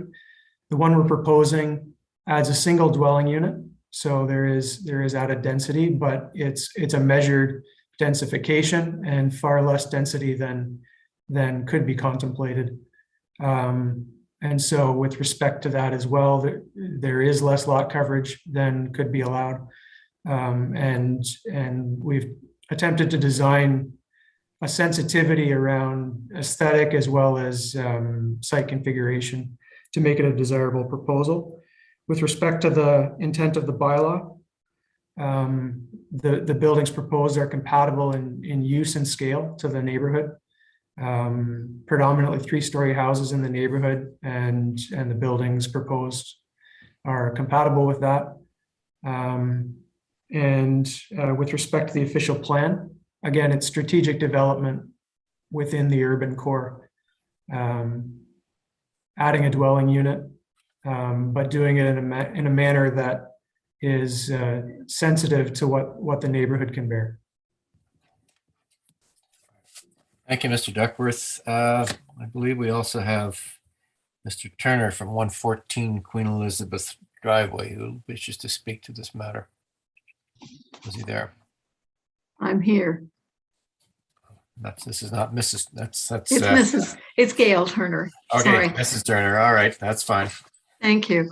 I'd Please first like proceed. to thank the committee for allowing us to raise our concerns. We've provided you with some written comments, and I won't go over those in this. By the way, Mrs. Turner, you have a right to submit your concerns. We're not allowing you. Oh, thank you. Thank you. Okay, great. All right.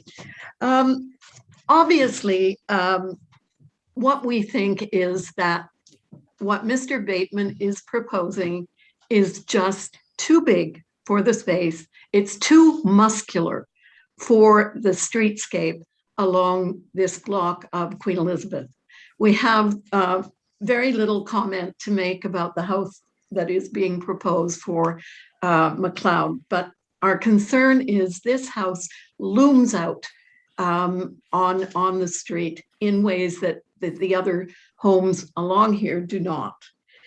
When Mr. Bateman first, as he's just given the history, thought about building a condo, a 3-story condo, Mr. Migueles, Alain Migueles at that time, who was the City of Ottawa manager for inner city development, told the Ottawa Citizen that the city was not looking to add housing in this area, and that for any proposal to succeed, compatibility would be much more important than arguments about intensification. And in fact, the argument for intensification is irrelevant on this city block, McLeod. McLeod has 90 dwelling units. There's a 78-unit condominium at one end, and the remainder, or at least half of the homes on the street, are rental apartments.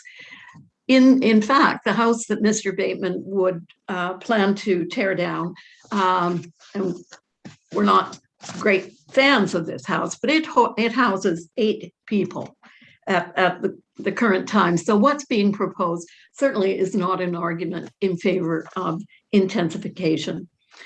Dan and I checked with Mr. Migueles this week to see whether he stands by the quote that he gave several years ago to the Citizen. And here's what he said. He said, "What I said 11 years ago remains true with respect to compatibility, now more than ever. But under the proposed direction of the new official plan, compatibility is focused on built form and urban design and not on the typology of buildings. To explain this nuance, I would summarize it as saying that compatible should not be taken to mean only single-family homes beside other single-family homes. No, it should be taken to mean buildings of comparable scale, urban design, and relationship to street. And with his own view, a bonus for architectural compatibility, which may include using similar architectural styles to those already established on a streetscape. Our position is that this application has no compatibility of built form. It most noticeably fails the compatibility test on scale and the relation to the street. Obviously, some members of the Ottawa City Planning Department disagree.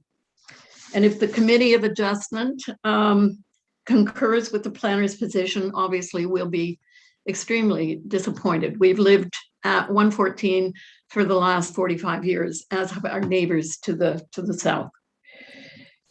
However, we think there's an opportunity to mitigate the damage if the committee were to do 2 small things. For a start, if you decide that you want to grant the numerous variances that are recommended by the Planning Committee, consider one exception. We would ask that you not permit a reduction of the front yard setback to 2.99 meters on Queen Elizabeth. Leave it where it should be according to the zoning requirements at 3.97 meters. This would be a small inconvenience for Mr. Bateman, but it would accomplish 2 things. It would lessen the impact of the new building in relation to the heritage home at 6 McLeod and our front yard on 114 Queen Elizabeth. It would also, I think, lessen the risk of damage to the roots and crown of the oak tree that stands in front on NCC property and that is liable to damage during construction. Second, we would ask that you or the city increase the security deposit that would be forfeited if this tree is damaged. If the deposit isn't significant, some owners might gladly forfeit a deposit to force the removal of a full-grown tree and replace it with a sapling, which would certainly open up a much better view of the canal. Stranger things have happened. Thank you. We really don't have a any authority regarding determining the size of a security deposit for a tree. I didn't think you did. I thought No. I'd mention it. No. Thank you for mentioning it, but no, we don't. Okay. All right. Thank you. Thank you very much, Mrs. Turner. Your comments are well received. Mr. Duckworth, you're aware of the conditions that the city is asking for, and they're numerous. Yes, Mr. Cash Chair. in lieu, cash in lieu, a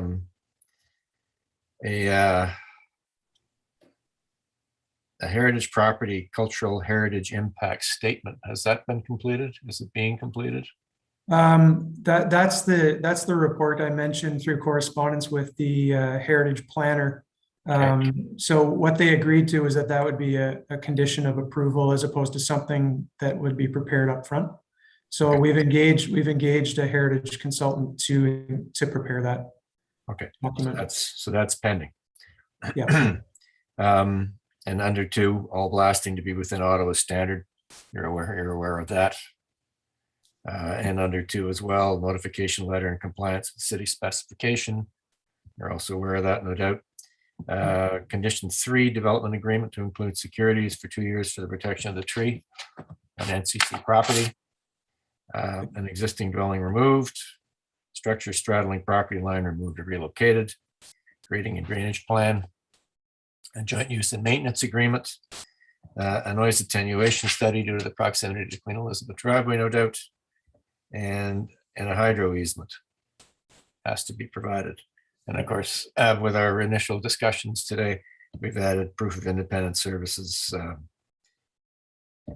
that unfortunately was left off by the planning department. So we'll add that in as number 10. Sure. Okay. Okay, so that's the conditions. Mr. Wilder, further comment? Yes, Mr. Duckworth, in terms of the comment made by the abutting property owner, I realize the proximity of that property on the side to this your proposal, but in terms of variance B, this was something, in fact, I made note of. If in fact you met the front yard requirement for this Queen Elizabeth property, what would the impact be? A smaller house in square footage? Or what would the impact be? Fundamentally, through you, Mr. Chair, fundamentally the impact would be less on area and more on providing a home that functions due to the difficult nature of the geometry of the property. Being an irregular lot makes it a very challenging context to work with. And so area of the home isn't the primary concern and ultimately wouldn't affect the scale. What I will suggest is the home at 114 Queen Elizabeth has the same setback as what's being proposed here. So the notion of it looming proud of all other neighbors isn't correct. And with respect to the setback on the property, perhaps it would be beneficial to have the slideshow back. So Mr. Duckworth, you're saying that the abutting property, the neighbor, in fact, her setback is 2.99 meters? It's 3 meters. So within a centimeter of the what we're proposing. I see. Thank you.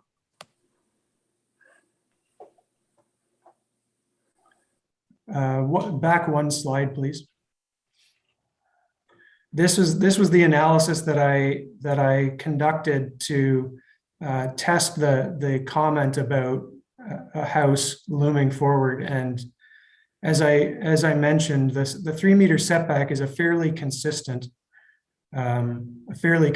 setback across this stretch of Queen Elizabeth Drive. We can see encroachments to the north and to the south. But for this block, this triangle of buildings, 3 meters is quite consistent. And so what we strove to do was to comply with that. And I believe that that's the reason that the planning report has not cited a concern with respect to the setbacks we're proposing, is because they in fact are quite consistent with the context. Thank you for that. Thank you, Mr. Duckworth. Ms. McLean, for the comment. Thank you. I just want to clarify. I thought we saw an email to you, Mr. Duckworth, from City Infrastructure talking about city servicing Cross McLeod property for Queen Elizabeth, because that's not captured in your application. And if we impose a separate servicing comment or condition, that may become problematic. So can you just clarify that for us a bit? Yes, certainly, through you, Mr. Chair. Before we got too deeply into the application, and particularly the draft R plan, we consulted with City Infrastructure to determine if they would permit a easement to provide servicing to the Queen Elizabeth property. And the way that the draft R plan has been created is there's part 2 of the plan is for the purpose of, and it's noted on the site plan as well, part 2 of the plan is for the purpose of a shared driveway, but it's also for the purpose of providing servicing access across the McLeod property over that easement to service the 112 Queen Elizabeth property. And the reason we engaged an engineer on this, and through consultation, the City Infrastructure Department agreed that they would support that. Obviously, the detailed work needs to be completed, but they agreed that they would support that in this case, because servicing off of Queen Elizabeth and off of the NCC property wasn't considered viable in this case. Ms. McCullough, you had a comment? Yeah, could I just say that I'm not sure Oh, the sorry. standard condition that planning requests for the independent services then would, so I'll just let planning speak to. Ms. McCullough? Yes, Ms. McLean, I agree that engineering team didn't impose this condition for the reason that the service will be provided through the easement. So I'm not sure our application captures that. It says to create an easement right away for shared laneway and internal park. I don't know if it needs to go on to say and for servicing. I just don't, you would just not like to see it missed if it's required. So I'll just leave it.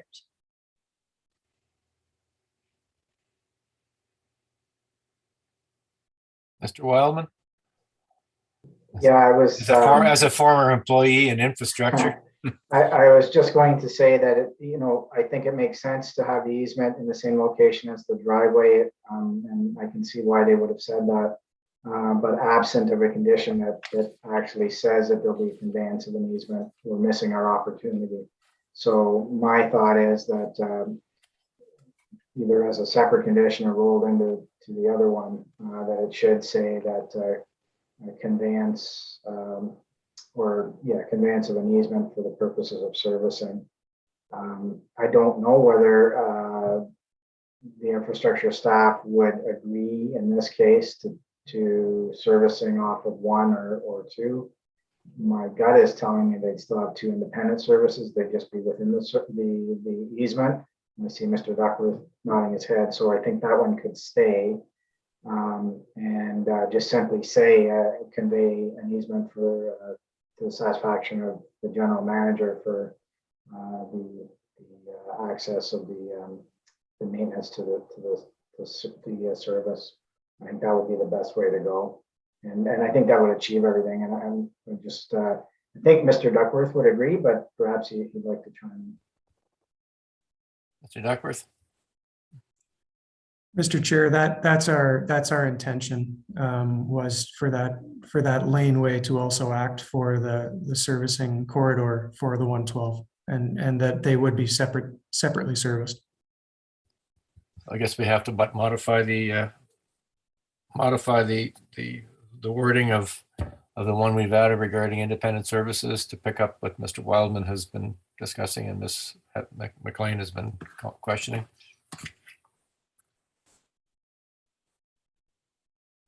Okay. So we can do that and That works for me. yeah, we can do that in the we can do that in the amended conditions and in consultation with, well, I think staff can get back to us pretty quickly on this. Make sure we get the wording right. Yes, we can do that. Thank you. Any other further comments from committee members on this application? We wish to reserve on this application, and we're going to vote on it now. Reserve? Yeah.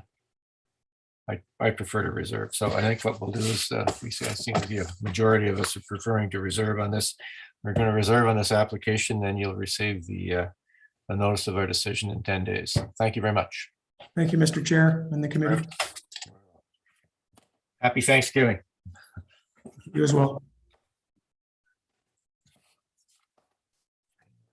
With that concludes the Committee of Adjustment hearing for the 6th of October, 2021. We are now concluded. I'll see you all very shortly in the